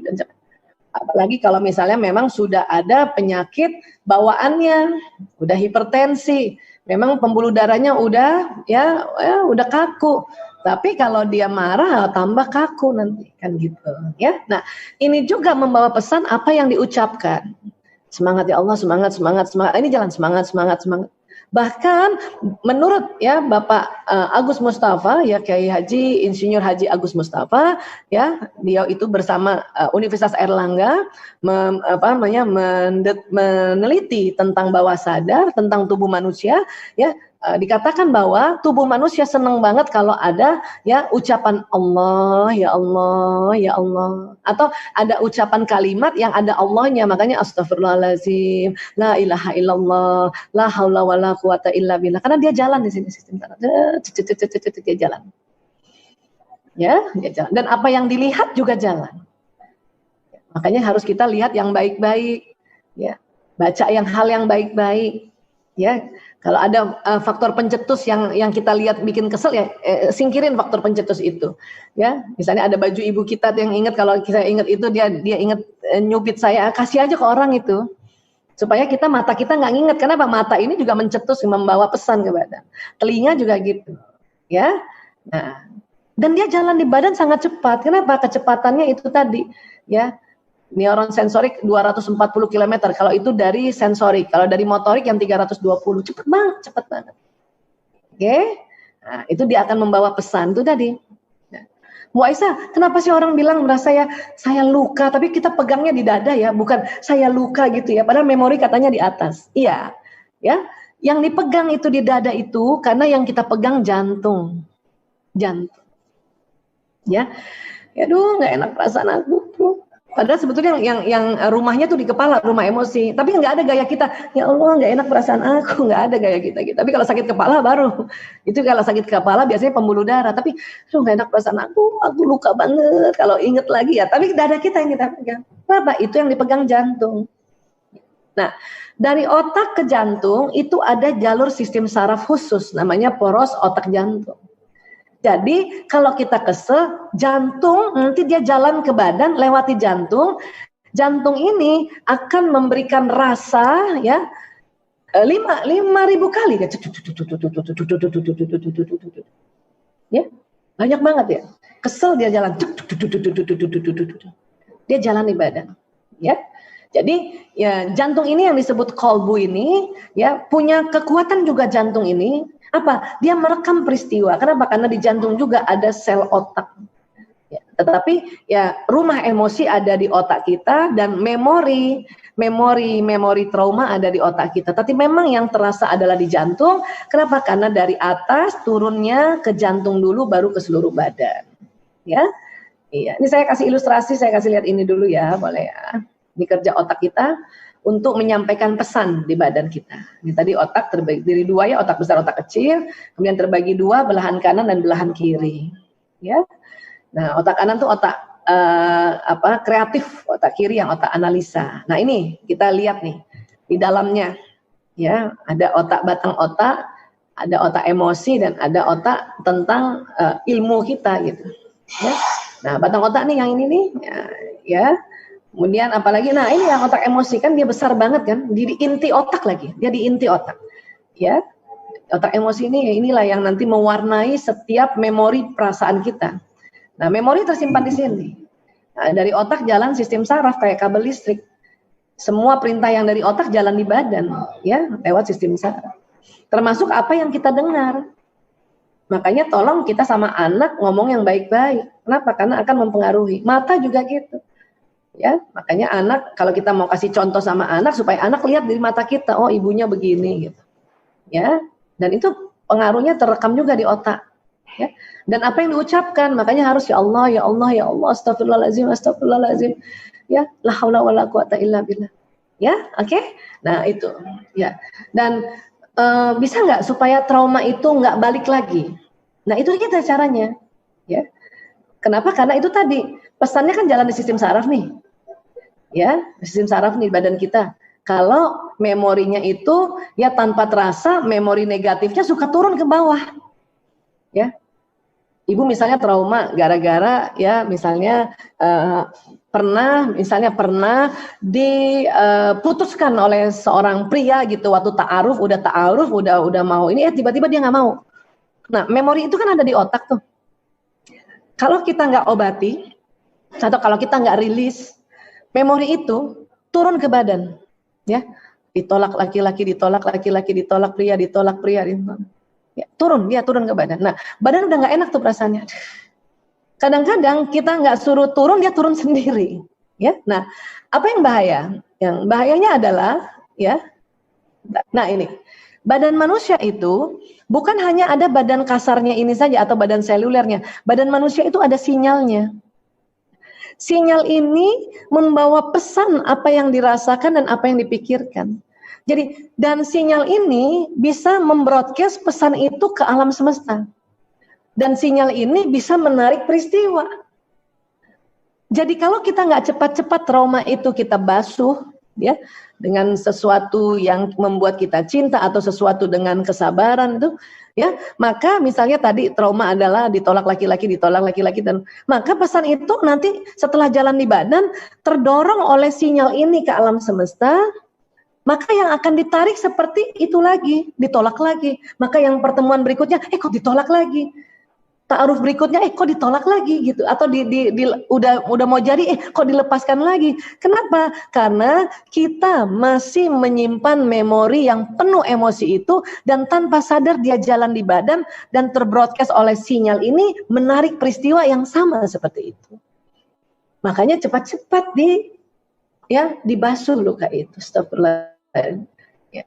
Misalnya seorang ibu misalnya suaminya memukul dia misalnya, KDRT, akhirnya berpisah. Tetapi trauma bahwa suami KDRT, si ibu ini belum sengaja dibasuh lukanya. Karena membasuh luka harus sengaja, makanya harus disebut. Ya Allah, saya kesel sama peristiwa itu. Maka memori yang ada di otak ibu itu masih sangat kuat dan jalan di badan, ya, dan akan didorong oleh sinyal ini. Dan apa yang terjadi? Dia dapat suami yang KDRT lagi. Nah itulah makanya mengapa harus berusaha agar trauma-trauma itu kita basuh luka itu. Ya, tapi kalau kita sudah basuh, ya Allah, saya mohon ya Allah ya, peristiwa atau pikiranku atau pengalamanku tentang aku dipukul suamiku, ya Allah, ya, dan aku kesal ya Allah, aku sedih ya Allah, aku marah, angkat perasaan ini ya Allah. Itu namanya membasuh. Mungkin ibu nangis, ya silakan, nggak apa-apa. Dan ya Allah, saya mohon ya Allah, ya, apabila Engkau bukakan jodohku lagi ya Allah, suamiku adalah suami yang damai, suami yang mencintai aku, suami yang menyenangkan, gitu. Ya, supaya apa yang diomongkan itu ditarik seperti sinyal ini. Karena sinyal inilah yang membawa doa. Sinyal ini nih yang lapisan terluar ini membawa doa, membawa prasangka. Makanya Allah berkata, ya, berfirman di hadis qudsi, aku mengikuti prasangkaku. Kalau kita berprasangka buruk-buruk terus, maka peristiwa yang buruk akan ditarik. Ya, akhirnya kita kena lagi, kena lagi, kok traumanya berulang-ulang kan. Ya, jadi kira-kira seperti ini teman-teman, Girls Talk, mantap ya. Yuk ngaji BSD, ya, yang bisa saya sampaikan, ya, saya membuka sesi diskusi atau sesi tanya jawab, dan saya kembalikan ke Mbak Aida. Terima kasih, maaf lahir batin. Assalamualaikum warahmatullahi wabarakatuh. Waalaikumsalam warahmatullahi wabarakatuh. Ya, saya tutup dulu ya. Yes. Oke. Masya Allah, penjelasannya membasuh luka dengan cinta. Ya Allah, itu beneran. Itu siapa ya? Yang bikin judul itu siapa? Coba aku mau tanya deh, siapa ya? Mbak Aida ya? Iya. Ketahuan ya? Iya. Bagus banget, dan mudah-mudahan teman-teman mungkin ada yang pernah trauma jadi bisa dibantu dengan modul ini gitu ya. Amin. Ya karena kan di zaman lagi tren juga kan yang basuh luka gitu, yang luka-luka masa lalu juga kayaknya banyak juga gitu. Terus ya harus dihadapi juga gimana caranya yang benar sesuai syariat juga gitu. Oke, ini udah kita masuk ke sesi tanya jawab langsung aja kali ya. Ini kayaknya udah mau, kalau ada yang mau bertanya via raise hand boleh. Untuk kalau masih malu-malu raise hand. Ratu Ajeng. Oh, mau nanya langsung. Oke.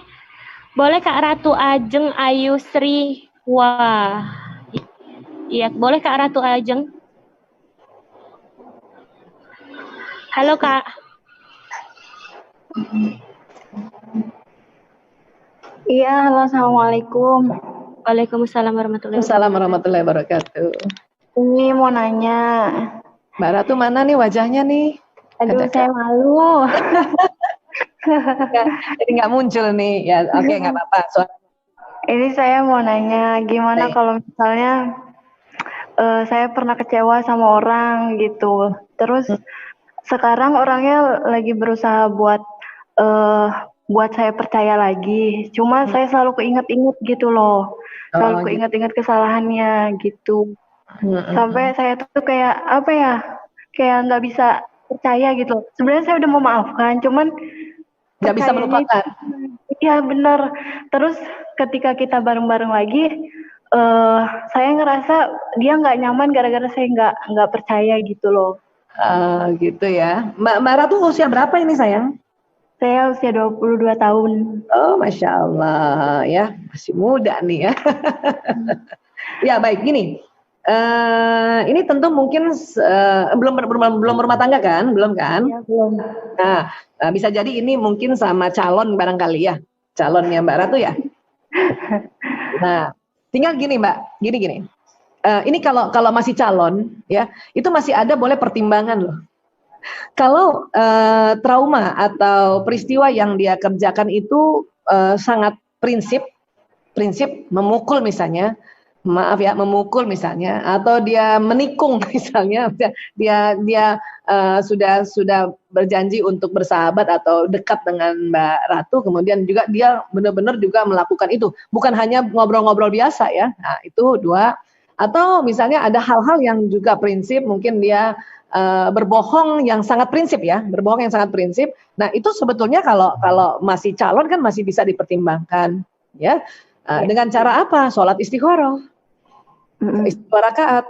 Dan sholat istikharah kan bisa kapan saja, habis sholat duha bisa, habis sholat zuhur bisa, ya. Kalau kecuali habis sholat asar ya, habis sholat maghrib bisa, habis sholat isya, istikharah dong. Kalau memang ini kepengen atau diniatkan untuk menjadi calon pasangan hidup yang panjang, karena itu berat kalau sudah terlalu traumanya terlalu prinsip, itu berat nanti, berat ya.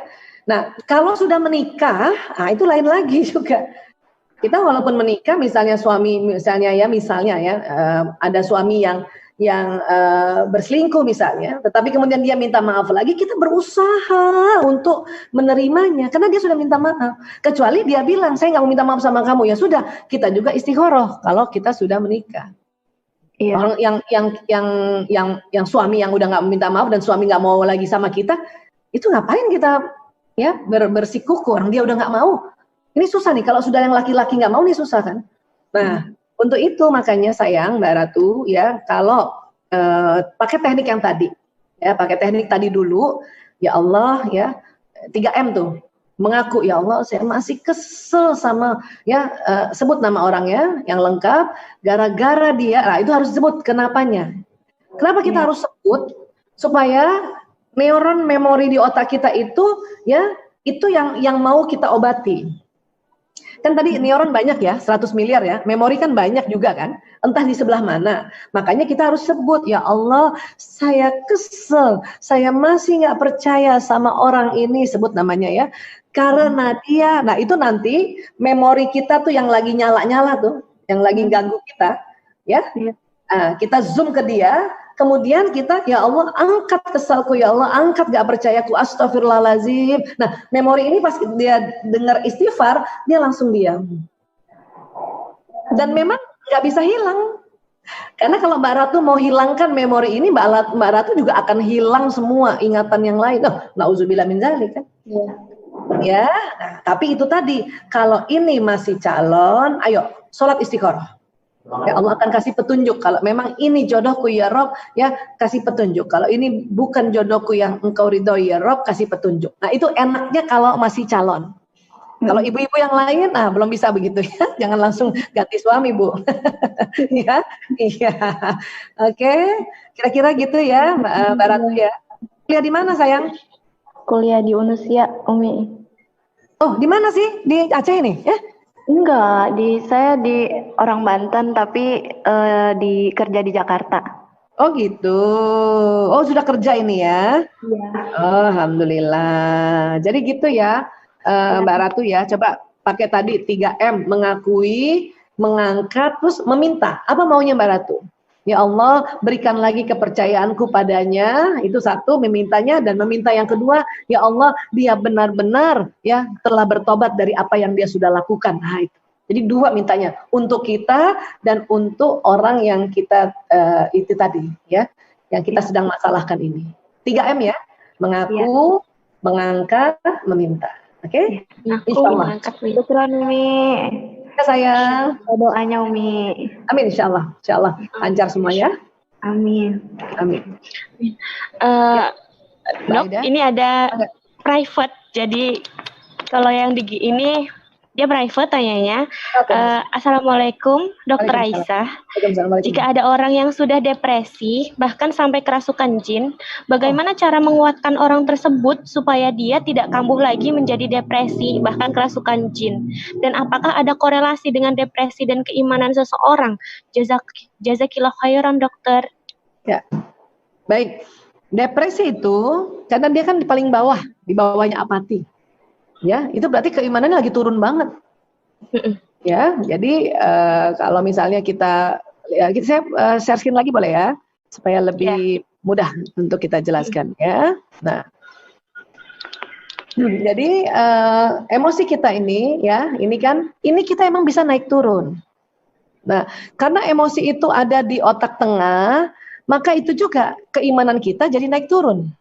Ya, kita udah belajar bahwa Allah Maha segalanya, Allah Maha mengampuni, Allah Maha memberikan kasih sayang, Allah Maha ya pemberi rezeki. Nah, itu ilmu yang di depan sini ya, itu terblokir dengan limbik sistem yang tegang ya, atau limbik sistem yang sedang di bawah emosinya.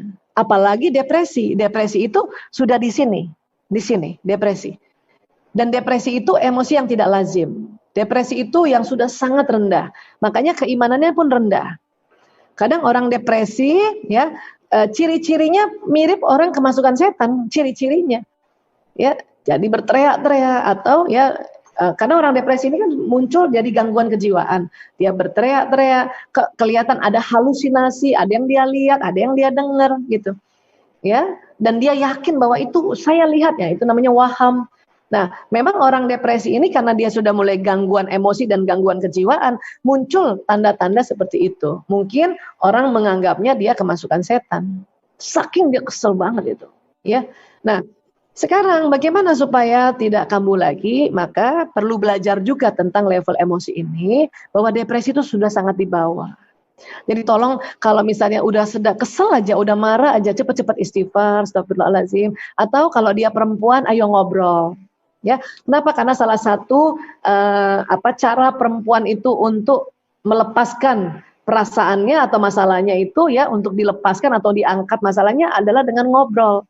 Itu perempuan. Beda sama laki-laki. Laki-laki nggak ngobrol nggak apa-apa, dia masih bisa ya membasuh luka. Tapi perempuan itu ngobrol pun dengan cara membasuh luka. Ya, jadi kita udah harus tahu nih, oh saya lagi dimarahin, udah mulai turun nih. Ya Allah, astagfirullahaladzim, ya Allah, angkat marahku ya Allah. Itu kalau kita bisa. Tapi kalau misalnya kita rasanya pengen banget cerita nih, karena saya nggak bisa tampung sendiri, maka kita bantulah ya teman ini atau siapapun ini, keluarga kita atau mungkin diri kita ya, untuk cari segala orang yang bisa diajak cerita ya. Bisa dengan sahabat atau orang yang kita percaya, bisa juga dengan para profesional, psikolog misalnya, konsultan misalnya, terapis hipnoterapis misalnya, ya kayak gitu. Supaya diajarin bagaimana memanage emosinya supaya nggak melorot sampai bawah. Itu bahaya. Kenapa? Karena kalau melorot sampai bawah, depresi ini selama 6 bulan, ya misalnya selama itu bisa sakit jiwa nanti, kasihan. Ya, jadi kira-kira begitu Mbak Aida. Jadi dibantu untuk diajarkan tentang emosi nih. Boleh nih, nanti kan makalahnya boleh saya bagi buat teman-teman ya, lewat panitia ya.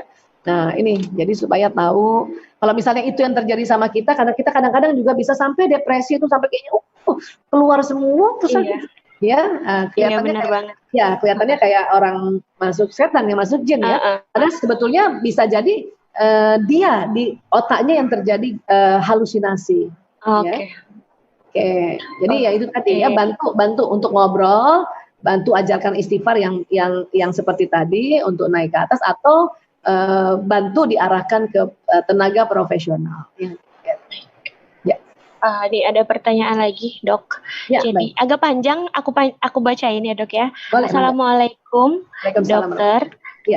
Setelah 3 tahun kami ikut grup parenting, saya merasa sangat bersalah dengan anak pertama kami.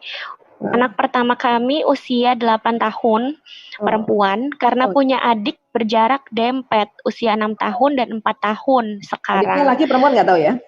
Oh enggak dikasih tahu ini. Oke. Masa menyusui tidak full 2 tahun karena ASI kosong mengandung adik kedua. Belum lagi sekolah usia 3,5 tahun.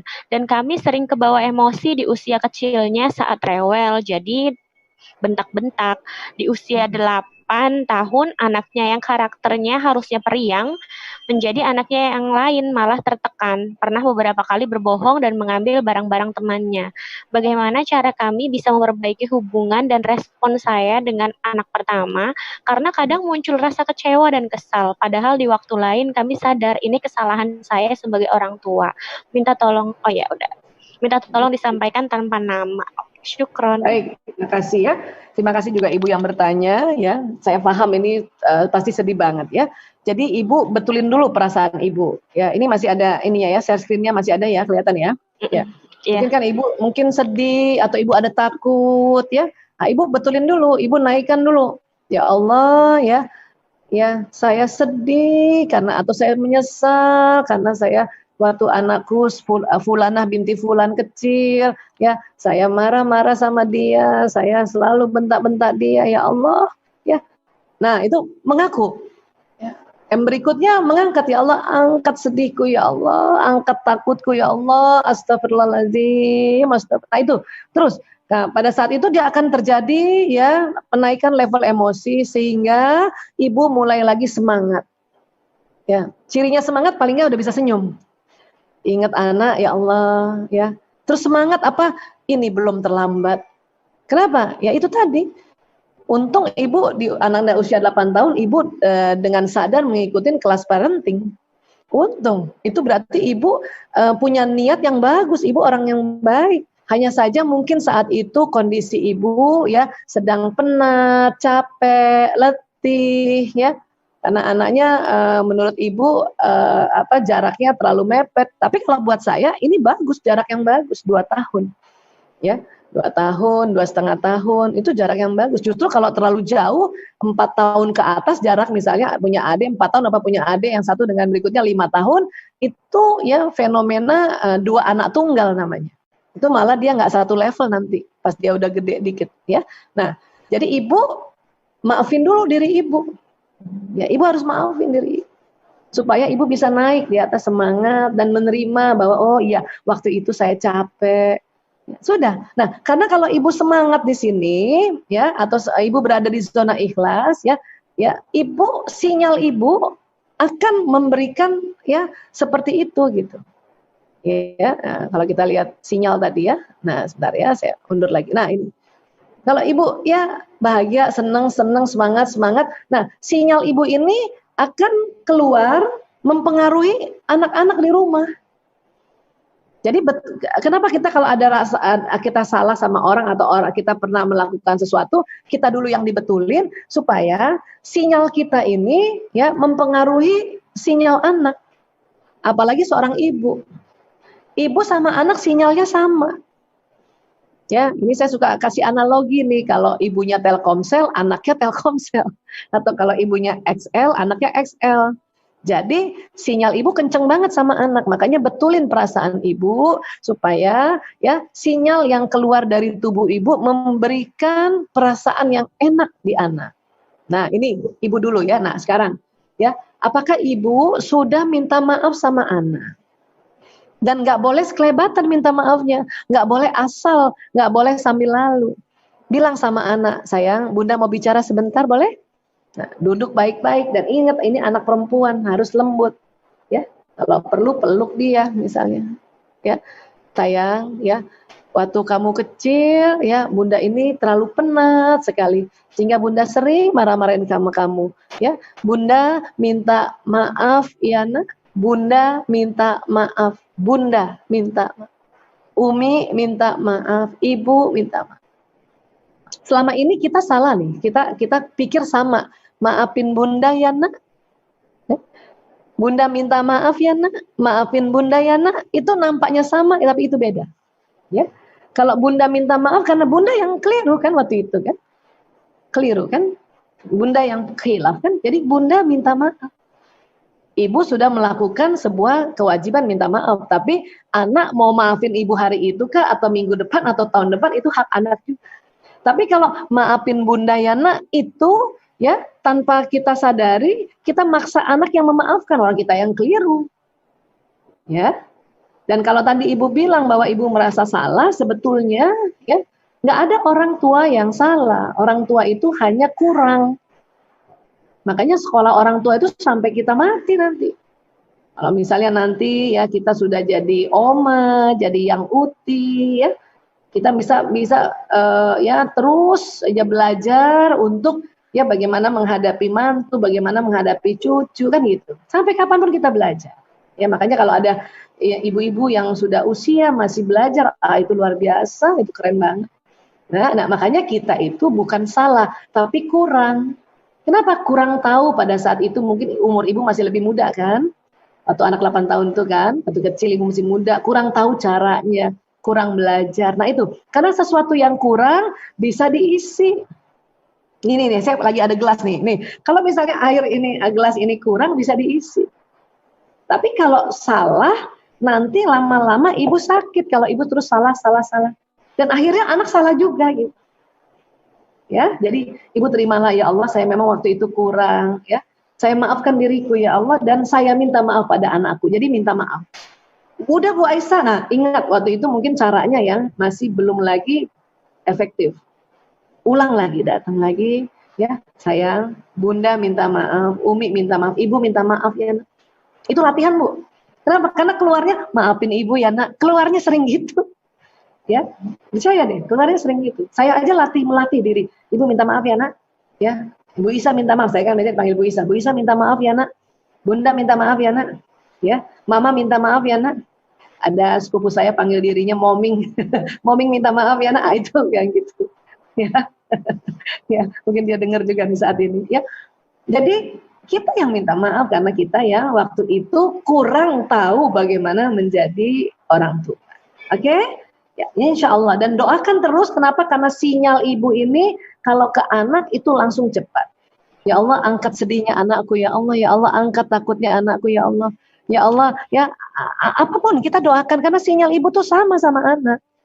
Makanya ibu harus terus berprasangka baik sama anak. Kenapa? Sinyal ini cepat banget pergi. Kalau ibu berprasangka bahwa dia bandel nih, dia bandel. Ini kan bandel, itu bandel betulan nanti Bu. Ya, kenapa? Karena sinyal ini membawa pesan itu, ya. Jadi sekali lagi, insya Allah ya Ibu bisa terjawab apa yang Ibu minta ya. Baik, saya kembalikan ke Mbak Aida lagi. Iya, Masya Allah. Benar sinyal Ibu tuh terpancar ya. Awas kesandung, ntar langsung kesandung anaknya itu. Ya Dok, ini kan waktu kita, waktu kita itu kan ditulis adalah 14.30, tapi ternyata Masya Allah pertanyaannya banyak sekali sampai harus dari tim Yuk Ngaji BSD harus di hold untuk bisa, tapi ternyata gimana? Apa boleh minta tambahan waktu Dok? Enggak, boleh aja. Oh, okay. Itu ada Ibu Fidan. Oh iya. Luar biasa. Masih rajin ikut taklim, Masya Allah, rajin ikut seminar, keren Bu Fidan, Masya Allah. Jadi kita lanjut nih Dok nih. Boleh. Oke boleh, ini ada pertanyaan juga. Assalamualaikum Dok, mau bertanya, bagaimana luka masa lalu, tapi jika masa lalunya adalah, mengenai pelecehan seksual, bagaimana penjelasan mengenai step by step 3M tersebut, Dok? Jazakillah khairan, Dok. Amin. Nah, ini cukup berat ya pelecehan seksual nih ya. Ini tentu traumanya lebih dalam lagi dibanding kalau dicubit ibu. Ya, ini traumanya lebih dalam lagi karena ini namanya, makanya ini ada undang-undangnya. Orang yang pernah menjadi korban pelecehan seksual itu boleh melapor. Ada undang-undangnya soalnya. Kenapa? Karena bahaya banget. Ya, sama kayak narkoba. Kalau seseorang menjadi korban narkoba itu harus melapor untuk diobatin. Kenapa? Karena bahaya banget. Nah, sekarang cuman karena pola pelecehan seksual ini kan kadang-kadang kita malu ya, yang sebagai korban nih untuk melapor kita malu. Ya, makanya kita sebisanya menterapi diri sendiri. Ya.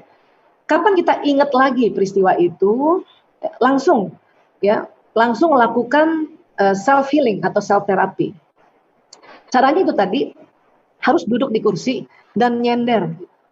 Atau kalau di tempat tidur ya kita sender ya, agak bangun gitu, sender di tempat tidur ya. Nah itu kita niatkan untuk kita menterapi diri. Bismillah ya Allah, saya niat menterapi diriku ya Rob. Ya. Nah, pakai 3M itu memang. Ya. M pertama mengaku ya Allah. Ya, apa perasaan ibu sebenarnya? Keselkah, marahkah, malukah, jengkelkah? Atau bisa lebih dari itu, omongin, ya Allah saya jengkel banget ya Allah, saya malu banget ya Allah, ya saya ingat lagi peristiwa itu ya Allah, saya sedih, saya sebut, apapun perasaannya sebut, ya itu mengakunya begitu, ya Allah, ya saya jijik ya Allah, maka biasanya orang pelecehan seksual suka jijik, itu bilang, saya jijik ya Allah, ya. Nah itu pertama, kalau sudah sebut semuanya, ya supaya apa? Kita melakukan ya pengakuan. Kenapa? Tubuh kita ini kalau kita mengaku ya, selain tadi otak kita yang memorinya itu mau kita redamkan lagi, ya tubuh kita kalau kita mengaku itu rileks, dia akan rileks. Maka tambah masuk ya otak bawah sadar kita. Kenapa? Karena peristiwa ini kan masuk di bawah sadar. Tadi kita lihat kan subconscious mind. Oke? Nah sekarang habis itu kita minta ya Allah angkat semua perasaanku ini ya Allah. Nah mungkin tadi ibu udah lupa tadi apa aja perasaannya, udah bilang angkat perasaanku ini semua ya Allah, angkat perasaan. Astagfirullahaladzim, gitu ya, lafazkan ya, astagfirullahaladzim, ya, la ilaha illallah, innalillahi wa inna ilaihi rajiun. Nah itu sebut semuanya, dengan berbisik ya, dengan dilafazkan, bukan dibatinkan saja, batinkan tetap jalan tetapi dilafazkan. Astagfirullahaladzim ya Allah, astagfirullahaladzim. Kan orang juga nggak tahu tentang apa kita. Kan orang cuma lihat oh dia sedang beristighfar, oh dia sedang ya bertahlil. Kan astagfirullahaladzim ya Allah, la ilaha illallah. Dan ya tambahkan visualisasi karena ini kasusnya berat. Tambahkan visualisasi, bayangkan ya semua perasaan itu keluar dari badan kita. Perasaan jengkel kah, kesel kah, marah kah, jijik kah, itu keluar dari badan kita dengan astagfirullahaladzim. Ya Allah azim, keluarkan, bayangin ya. Atau kalau ada tulisan pelecehan seksual dengan orang yang kita sebut namanya, itu pergi dari badan kita. Nah, kalau untuk kasus yang sangat bahaya atau sangat bikin seperti kayak pelecehan ini, kita harus tambahin bayangin itu, lepas semua, lepas ya Allah. Ya, nah, itu M kedua. Nah biasanya M kedua ini tergantung orang. Ada yang mikir cuma 10 menit, ada yang butuh orang 15 menit, ada butuh setengah jam, ada butuh sampai nangis, ada butuh sampai mukul-mukul, kesel banget, ambil bantal langsung, ya gitu. Dan ini masih terkontrol, insya Allah terkontrol. Kenapa? Karena tadi dari awal kita sudah bilang, ya kita berniat, ya dan memohon pada Allah, ya kan? M ketiga yaitu meminta. Jadi maunya apa? Ya Allah, ya. Lapangkan perasaanku ya Allah ya, lapangkan emosiku ya Allah gitu, oke? Dan ya Allah maafkan diriku ya Allah. Dan kita juga bilang saya maafkan dia ya Allah, ya ampuni kami ya Allah misalnya gitu ya. Dan ibu maunya apa? Ibu mau misalnya diri ibu udah kuat. Jadi kalau meminta untuk dua, satu untuk diri, satu untuk orang itu. Ibu udah minta untuk diri ibu untuk kuat. Ibu udah minta diri ibu untuk lapang. Nah sekarang orang itu ibu maunya apa? Ayo ibu minta di situ. Bu Isa, saya jengkel banget sama orang itu. Boleh nggak saya bilang ya Allah kasih pelajaran orang itu? Mah enggak aja, boleh aja. Nah, ibu ini kan masalah berat. Tapi kalau ada ibu yang sudah bisa ya Allah ya maafkan dia ya Allah, berikan ampunan, itu lebih keren lagi. Ya. Jadi kalau ibu mau doain ya Allah kasih dia pelajaran ya Allah biar kapok dia, biar rasa dia. Itu sah-sah aja Bu, boleh aja. Dan itu terjadi loh. Ya, tetapi kalau ibu bisa memaafkan ya Allah, saya maafkan ya Allah, ampuni dia ya Allah. Itu jauh lebih bagus lagi. Ya, ini kan masalah derajat aja. Ya, derajat kita bagaimana kita mau mendoakan seseorang. Ya. Jadi kira-kira begitu Mbak Ida. Iya. Dan ternyata ini ada yang raise hand. Oh gitu, enggak? Boleh. Untuk aku kurang tahu siapa yang duluan ya. Jadi kita Mbak. Iya.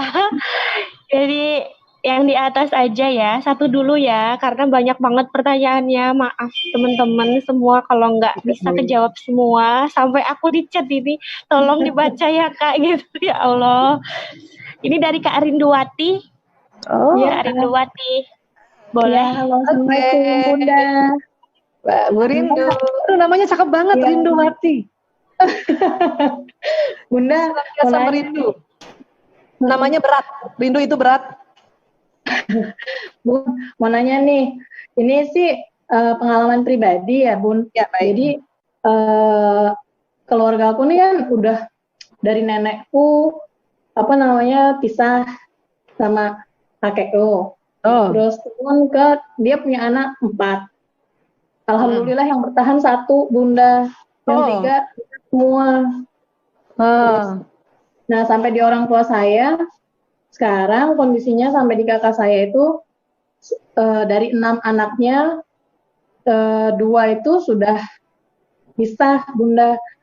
Nah saya ini sebenarnya punya pemikiran bahwa mereka itu kan berpikir bahwa itu karma gitu ya Bun ya. Tapi buat saya nggak ada karma deh kalau di inian gitu kan, dalam Islam itu nggak ada yang namanya karma kayak gitu. Cuman untuk merubah pakemnya itu susah banget Bun. Terus untuk maksudnya kayak menerapkan 3M yang Bunda ajarkan tadi itu kayaknya agak berat banget gitu. Karena untuk kayak misalkan diajak sharing aja mereka langsung close gitu, langsung menutup diri, nggak mau dengan itu. Nah saya sih udah lebih ke pasrah, ya udah lillahi ta'ala, semoga aja waktu pas sampai pada waktunya tidak sampai pada keadaan yang buruk. Kita nggak tahu umur ya Bunda ya, itu satu. Tapi saya berharap Bu Rindu, maaf kalau orang tua Bu Rindu yang termasuk 3 anak pisah itu gimana Bun? Yang orang tua Bu Rindu termasuk yang pisah. Iya. Yang pisah. Ya. Jadi di keluarga dan orang tua Bu Rindu punya anak 6 termasuk Bu Rindu gitu ya? Iya. Jadi yang 2 kakak saya ini sudah pisah gitu Bun. Saya tuh pengen paling tidak kalau sampai di orang tua saya itu sudah deh gitu, maksudnya oke lah ini untuk memaafkan aja tuh nggak ada kayaknya Bun, udah nggak tertutup mungkin ya untuk itu sama sekali, udah susah banget. Nah paling tidak tuh saya pengen tuh yang kakak-kakak saya ini bisa saya ajarin untuk ya berbagi ilmu untuk yang 3M ini. Itu gimana Bun, karena yang satu memang hampir seperti depresi yang tadi ciri-cirinya Bunda kasih tahu itu. Cuman itu masih belum juga masuk untuk diajakin, di sharing itu belum bisa. Terus saya harus gimana gitu maksudnya untuk Bu Rindu anak keberapa? Saya anak keempat Bun. Nah ini yang pisah-pisah kakak ya, jadinya 2 orang ya sudah pisah ini.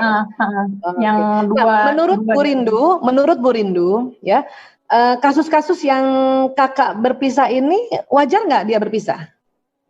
Misalnya kenapa? Apakah suaminya apa? Ya ini yang berpisah kakak perempuan apa kakak laki-laki?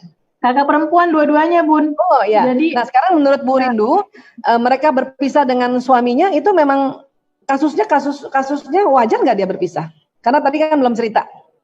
Ya kalau menurut saya sih sebenarnya sih wajar ya Bun. Cuman kalau saya punya pemikiran tuh gini, tidak akan ada asap tanpa ada api gitu kan. Jadi lebih ke introspeksi diri juga, maksudnya sebenarnya mereka itu lebih, jadi kakak-kakak ipar saya ini dulunya pernah cerita sama saya, kenapa kok susah sekali merubah persepsi bahwa anak mantu tuh nggak begitu gitu loh. Tapi ibu saya tuh langsung punya frame bahwa anak mantu nih begini gitu loh. Jadi akhirnya dari ibu ya, mereka tertarik semuanya gitu, yang kakak-kakak saya ini lebih jadi mengkiblat ke ibu saya gitu loh Bun. Akhirnya untuk memutus itu tuh gimana gitu loh Bun maksudnya. Baik. Ini sebetulnya bukan karma ya. Ini tapi begini, karma itu kan kadang-kadang memang yang mengistilahkan karma itu teman-teman yang beragama Hindu ya. Karma itu sesuatu yang kayaknya berulang-berulang gitu ya. Sebetulnya begini, hukum alamnya begini. Karena ada sinyal tadi, ada sinyal yang pada diri ibu, apalagi ibu, ya, yang kalau mungkin ibu tuh, mungkin ibunda juga dia masih kesal juga dengan perpisahan dirinya, hanya mungkin tanpa sengaja, belum sengaja merilis atau membasuh luka trauma itu, sehingga sinyalnya yang keluar itu, ya, sinyalnya yang keluar itu, maka itu yang narik, ya, itu yang narik, ya, makanya narik. Nah ini mungkin inilah karena alam semesta seperti itu, makanya orang Hindu bilangnya karma. Memang di istilah kita memang bukan karma, tetapi di surat Az-Zariyat ayat 23 ya Allah berfirman, maka demi Tuhan langit dan bumi, sungguh apa yang dijanjikan pasti terjadi seperti apa yang kamu ucapkan. Yang diucapkan itu bukan melulu dari mulut, mungkin diucapkan di benak, di kepala ini tanpa sadar. Ya, dia narik. Ya, nah, bisa jadi juga ibunda melihat pengalaman ibunya kan gitu. Itu tambah kuat. Iya. Tambah kuat. Memori traumanya di kepala jadi kuadrat. Kalau itu memang dia belum rilis, itu nariknya lebih kuat. Ya, nah sekarang Bu Rindu sudah sangat luar biasa, sangat baik banget ingin mengajak kakak-kakak yang lain untuk tidak berpikir bahwa ini karma gitu ya. Itu bagus banget. Tetapi karena posisi anak keempat ya, mungkin ya itu. Jadi kita urutan anak itu berpengaruh loh. Ya. Tadinya saya pikir kalau Bu Rindu anak pertama itu jauh lebih mudah. Ya, sebagai otoritas diri. Ya, tapi kalau anak keempat kan adik ya. Nah, yang pertama adalah Ibu Rindu dulu. Ibu Rindu dulu yang harus dilepaskan dari pemikiran ini. Ya, mau nggak mau, Bu Rindu kan masuk juga secara nggak sadar, masuk juga peristiwa-peristiwa dari mata, telinga, ya, rasa juga. Kan? Nah, jadi Ibu Rindu dulu yang terapi diri untuk ya Allah, itu tadi 3M, mengaku saya khawatir ya, kakak-kakak ya saya, termasuk Ibu Rindu ya, saya anak cucu ya, saya khawatir ya terikut dengan peristiwa-peristiwa keluarga kami ini gitu. Atau mau sebut aja saya khawatir karma ini jalan ya nggak apa-apa juga karena memang ada alam semesta begitu kerjanya ya itu. Ya Allah angkat takutku ya Allah angkat khawatirku astagfirullahaladzim. Nah terus ibu minta yang ketiga minta untuk diri dulu apa ya Allah mohon ya Allah saya keluargaku suamiku ya sampai akhir hayat tetap bersama. Ibu minta doain dulu Bu. Anak-anakku juga menemukan jodoh yang cocok sampai akhir hayat bersama. Itu ibu harus doain dulu. Dan baru ibu doakan untuk kakak-kakak ini. Ya Allah berikan petunjuk buat mereka ya Allah. Ya bahwa ini masih bisa diusahakan. Ya jadi gitu Bu. Jadi buat kita kenapa? Karena sinyal Bu Rindu akan jalan ke kakak-kakak. Saudara kandung ini sinyalnya sama. Yang nggak sama tuh watak, ya watak itu yang ada di otaknya kan, program otak. Tapi sinyal sama. Kita saudara kandung ini sinyal sama ibu, ya. Ini cuma analogi ya, bukan di endorse ya. Kalau ibunya Telkomsel punya anak 6, Mbak Rindu bersaudara, itu semua sinyal sama Telkomsel gitu. Sehingga Mbak Rindu secara verbal omongan susah menasehati, tetapi dialog sinyal Bu Rindu atau dialog jiwa Bu Rindu itu yang Bu Rindu kerjakan. Ya Allah saya kirimkan doa ini untuk kakakku, sebut namanya dan bayangkan mukanya ya Allah. Berikan kekuatan ya Allah. Dan buat kakak yang belum berpisah juga ya, doakan juga itu. Ya Allah dia tetap bersama ya Allah, suaminya baik ya Allah gitu. Kenapa? Karena sebagai adik, ibu ngomong, Bu Rindu ngomong pakai nasihat mulut, itu sering membuat orang tersinggung, kakak tersinggung. Iya. Ya kan? Nah, iya, benar. Makanya pakai sinyal ibu. Ya, sinyal. Ya, HP kita saja kan ada sinyal ya. Misalnya kalau nanti Bu Rindu misalnya kasih nomor WA ke saya, ya kan? Saya mau komunikasi Bu Rindu kan saya cari dulu. Fotonya Bu Rindu mana, namanya mana, ya kan, nomornya mana, bahkan ini terkontak. Ini baru buatan manusia. Nah, tubuh manusia ini gadget alam semesta. Cuman sayangnya kita dari kecil nggak belajar sinyal tadi. Itu sayangnya tuh. Saya kemarin sudah titip sama Kementerian Pendidikan Kebudayaan, kalau bisa SD belajar tentang sinyal, seperti di Jepang, seperti di Cina. Makanya orang Jepang kalau dia berniat sesuatu, dia percaya akan terjadi. Kenapa? Dia belajar sinyal. Ya, nah kita selama ini berdoa, berprasangka itu yang jalan sinyal itu, gitu. Ya, jadi sekali lagi, Bu Rindu aja dulu, yang Ibu terapi dulu Ibu, naikkan ke level atas, kemudian Ibu doakan kakak-kakak. Nanti entah gimana, mereka belajar juga kok dengan cara apapun, Insya Allah.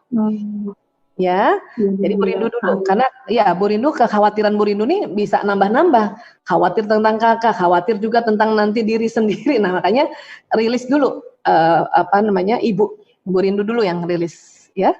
Kalau seandainya Ibunda masih ada, Bunda masih ada, Ibunda? Masih. Nah, masih, Ibu, nah Bu Rindu juga doakan. Kenapa? Doa anak ke Ibu kenceng. Telkomsel, nelpon Telkomsel nggak bayar, XL nelpon XL nggak bayar, ya. Ibu doakan juga, ya Allah, ya saya kirimkan doa ini untuk ibuku. Kenapa? Karena ibu nih, ya, dua kekuatannya, sinyalnya kuat sama omongannya kuat, ya kan? Supaya ibu juga, ya Allah, angkat sedihnya ibuku, ya Allah, angkat keselnya ibuku, ya Allah. Kita minta angkat, bayangin ibu kita depan kita, ya, marahnya terhadap suaminya, marahnya hilang, ya.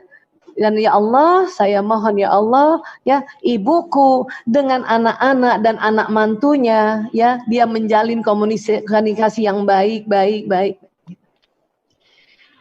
Ya. Dan itu kuat loh, jangan salah, itu ikhtiar kuat, doa itu ikhtiar kuat. Banyak orang meremehkan doa karena nggak belajar sinyal. Ini teknik yang kuat malah. Sinyal kita tuh Bu, nembus dinding-dinding rumah kita Bu, nembus dia, nembus jarak. Bahkan nembus alam. Makanya kalau kita doakan keluarga yang sudah meninggal, itu nembus sinyal kita ke alam, ya, barzah itu kekuatan kita. Nah, untuk memperkuat sinyal itu, itulah kita disuruh sholat, suruh saum, suruh sedekah oleh Allah. Salah satu manfaat dari sholat, dari jutaannya. Nah, makanya nanti kalau ibu mau doakan untuk ini semua, ibu doakan kakak adik, nah habis sholat tuh Bu kenceng, ya, atau habis sedekah, oh itu kenceng Bang. Masya Allah. Ya, bismillah ya Bu. Semangat. Makasih. Masya Allah. Kita sampai jam 15 pas ya. Masih ada waktu 8 menit. Maaf ya Dok ya. Apa Mbak Aida? Karena banyak banget. Alhamdulillah. Kalau nanti pun sampai jam 3 belum selesai, boleh juga nanya lewat DM IG ya. Iya. Cuman karena IG ku banyak fake-nya, banyak orang yang bikin, takutnya nanti nggak nyampe, jadi nanti timku tulis di chat ya, boleh ya? Ya, udah ya. Oke. Aku YouTube-nya ada yang fake juga. saking ininya nih. Banyak fans ya. Alhamdulillah. Masya Allah.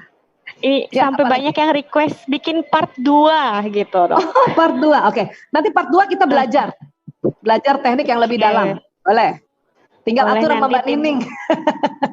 Nanti tim yuk ngaji atur. Ini ada pertanyaan lagi. Ada pertanyaan lagi Dok. Assalamualaikum Dokter Isa. Saya memiliki seorang teman dekat yang mudah sekali merasa pesimis dengan dirinya dikarenakan beberapa kali dia gagal dalam sesuatu yang sangat dia ingin capai. Dia juga sangat susah untuk mendengarkan orang jika suasana hatinya sedang tidak baik atau tidak bagus.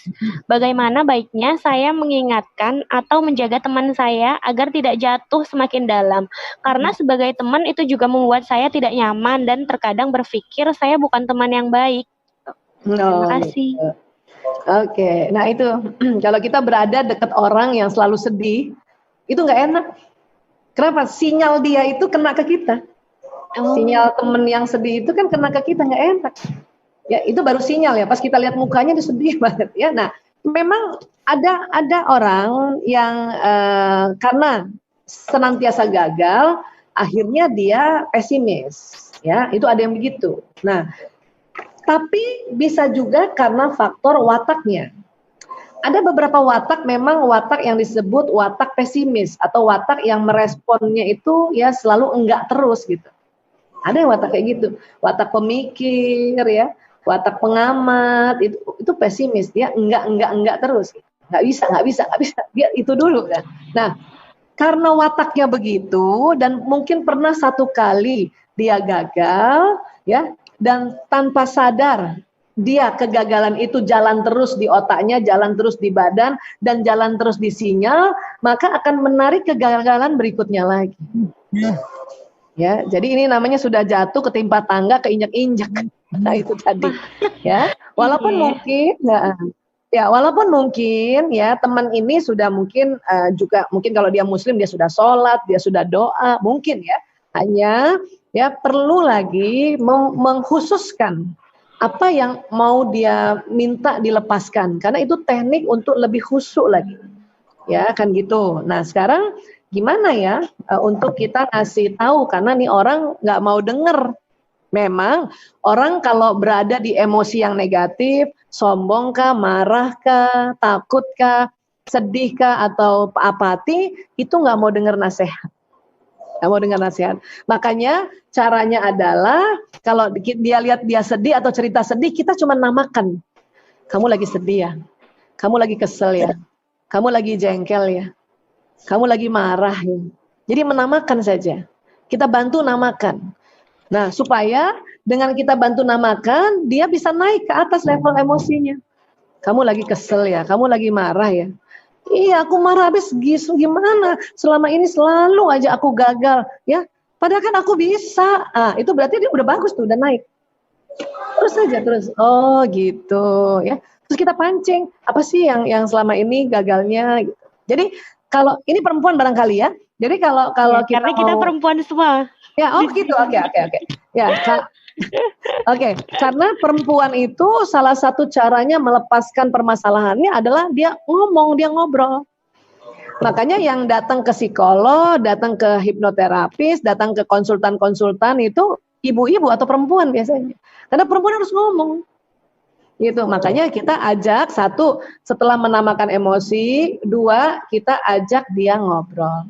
Ngobrol aja, nggak usah dinasihatin. Selama ini gagalnya apa sih? Dia cerita lah ini. Mungkin dia pernah cerita, dia cerita lagi tuh. Perempuan gitu. Perempuan ini kan ahli sejarah. Jadi semua itu dia cerita lagi. Nanti kapan dia cerita lagi sama dia. Tapi itulah perempuan, nggak masalah. Ya, nah kemudian ya karena kita juga nggak enak perasaannya, maka sebagai teman juga kita doakan dia. Mungkin sinyal kita beda, tetapi kan tetap bisa nyambung. Kita misalnya saya sinyalnya XL gitu ya, saya misalnya mendoakan Mbak Aida yang sinyalnya Telkomsel kan bisa, XL telepon ke Telkomsel bisa kan?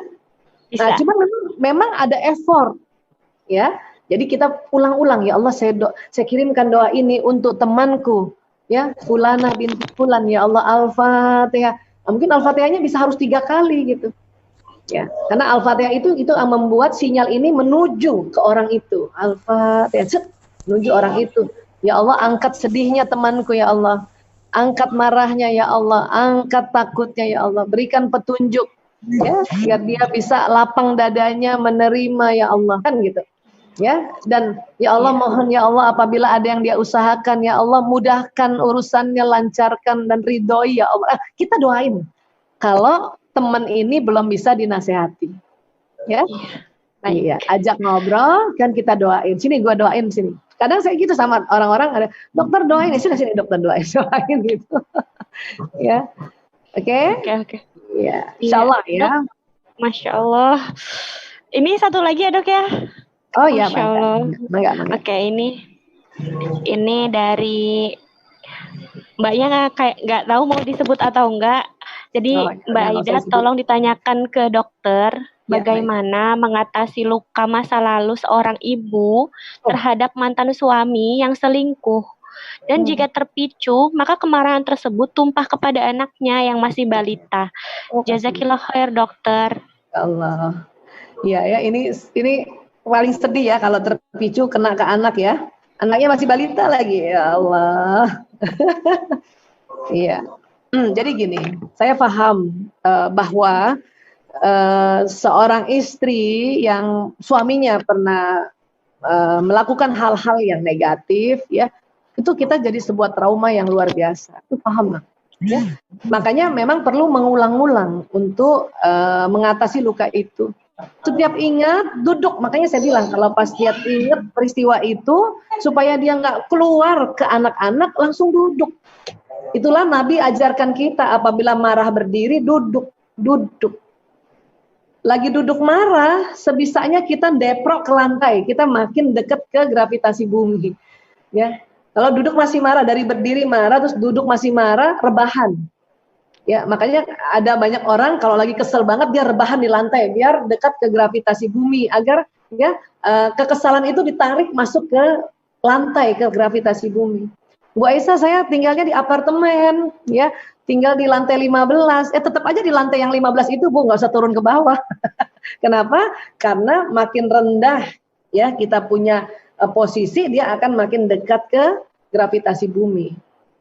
Itu. Jadi langsung rubah dulu posisi. Kalau enggak, keluar ke anak kalau kita lihat pencetus. Rubah, ya, kemudian kita bilang, ya, kembali ke 3M, ya Allah, mengaku dulu, ya Allah, saya ingat lagi, ya Allah, saya kesel banget sama suamiku, ya Allah, saya ingat lagi, ya Allah, dia selingkuh, ya Allah. Jadi ngaku aja sebanyak-banyaknya, ya Allah, saya ingat lagi, ya Allah, bikin kesel banget, gemes, kayak gitu juga boleh, ya. Nah, M kedua, ya Allah, angkat kesalku, ya Allah, saya gara-gara saya ingat lagi nih, saya lihat lagi dia punya HP, misalnya gitu ya, angkat marahku, ya Allah, angkat benciku, ya Allah, sebut aja itu, kan sama Allah kita bicara, astagfirullahaladzim, karena yang langkah kedua mengangkat, minta diangkat dulu baru istighfar, astagfirullahaladzim, ya Allah, innalillahi wa inna ilaihi rajiun, nggak apa-apa, biar aja. Ya, kenapa? Karena kalimat-kalimat zikrullah inilah yang nanti membuat damai, yang membuat tenang, karena kita level emosi udah naik. Udah enak perasaannya kita. Saya aja kalau kesel sama suami ambil bantal, ya, walaupun ini keselnya cuma gara-gara kecil-kecil doang, gemes gitu, nggak apa-apa. Itu teknik minta mengangkat. Nah, udah lapang perasaan, patokannya apa? Udah lega. Caranya udah lapang perasaan, patokannya udah lega dan bisa senyum. Coba senyum aja langsung. Kalau udah bisa senyum berarti udah lapang. Masuk ke M ketiga, ingat, minta dulu untuk diri sendiri. Ya, karena kita perkuat sinyal ini. Ya Allah, berikan ya Allah kelapangan diriku, ya Allah. Berikan rasa ya bersyukur diriku, ya Allah. Berikan rasa gembira diriku, ya Allah. Bahkan kalau saya, walaupun saya bilang diriku, saya sebut namanya, berikan ya kelapangan diriku, ya Allah. Aisyah Temuri ya binti Dahlan Husain. Saya bilang gitu. Ya, kenapa? Karena biar itu fokus ke badan saya. Dan kita juga doakan, ya, doakan ke orang yang kita keselin ini. Nggak mau doakan yang ibu kesel, ya Allah kasih pelajaran orang itu, ya Allah bikin kesel saya. Nggak aja, nggak apa-apa. Tetapi bila ibu bisa mendoakannya jauh lebih baik, maka kita lebih tinggi derajatnya. Ya, derajat pahalanya, derajat kesabarannya, derajat kebijaksanaannya dan sebagainya. Ya, dan insya Allah kita sehat walafiat. Dan anak juga rasa loh, kalau ibunya udah tenang lagi, anak rasa gitu. Tapi ingat, lazim kalau ya sesekali ingat lagi, kesel lagi, lazim itu. Tinggal tekniknya angkat lagi 3M. Ya, gitu kira-kira Mbak Aida. Masya Allah. Kita ada di penghujung acara. Untuk sahabat hijrah semua, baik yang udah raise hand, udah chat private, udah DM Instagram, YouTube dan lain-lain. Terima kasih. Untuk dokter juga terima kasih. Kita mundurnya banyak banget waktunya, Masya Allah. Ya, Bapak tenang aja. Masih bisa kan tadi masih kekejar ya, alhamdulillah ya. Maaf ya teman-teman. Nanti insya Allah kita jadwalkan untuk minta part 2. Udah nggak basuh luka lagi luka ya? Part 2. Jangan basuh luka terus dong gitu. Kan udah dibasuh di sini. Insya Allah. Iya, di penghujung acara ayo kita baca hamdalah dan istighfar sebanyak-banyaknya. Astagfirullahaladzim. Lalu pula kita membaca doa tahfaratul majlis. Astagfirullah wa atubu ilaik. Ya Allah. Terima kasih semuanya, dan jangan lupa kan ada giveaway dari Wardah. Giveaway. Kalau mau mendapat giveaway, syaratnya seperti biasa, resume, taruh di IG story masing-masing. Jangan lupa tag Wardah Beauty _Banten, @Yuk Ngaji BSD, dan Dr. Aisyah Dahlan. Oh, Masya Allah. Alhamdulillah. Untuk support dakwah Yuk Ngaji BSD, boleh berinfak melalui donasi, nanti ada di grup masing-masing. Alhamdulillah. Saya kembalikan ke host ya. Mana ya hostnya? Mbak host. Mbak host. Iya. Oke, ya mohon maaf. Terima kasih Mbak Aida. Terima kasih juga untuk Dr. Aisyah Dahlan dan tim. Mungkin nanti menanggapi tadi mau ada part 2. Mungkin nanti akan saya hubungin kembali untuk Mbak Nining ya Mbak. Ya. Oke. Oh ya, tadi juga ada dari tim Dr. Aisyah, kalau masih ada yang mau ditanya boleh via link Instagram, boleh via YouTube dan Facebook. Tadi sudah keterangannya di chat Zoom ya teman-teman ya. Iya, nanti kita bantu untuk share ke grup peserta juga. Buat pertanyaan yang masih belum terjawab nanti bisa langsung ditanyakan. Mungkin nanti bisa di follow up sama timnya Dr. Aisyah ya Bu. Oh, Masya Allah. Nanti aku jawab langsung tuh. Oh, ya. iya. Dan punten kalau agak lama karena banyak banget yang harus dijawab ya. Dan mudah-mudahan enggak ke akun fake ya. Iya dokter, baik. Jazakillah khairan dokter dan tim. Amin, amin. Wa iyaki. Alhamdulillah. Ini lagi baca ini nih, lagi baca grup Zoom chat ini. Jadi lagi ngebalas-balas. Oh, Masya Allah. Alhamdulillah. Masih banyak pertanyaan yang belum kejawab ya dokter ya.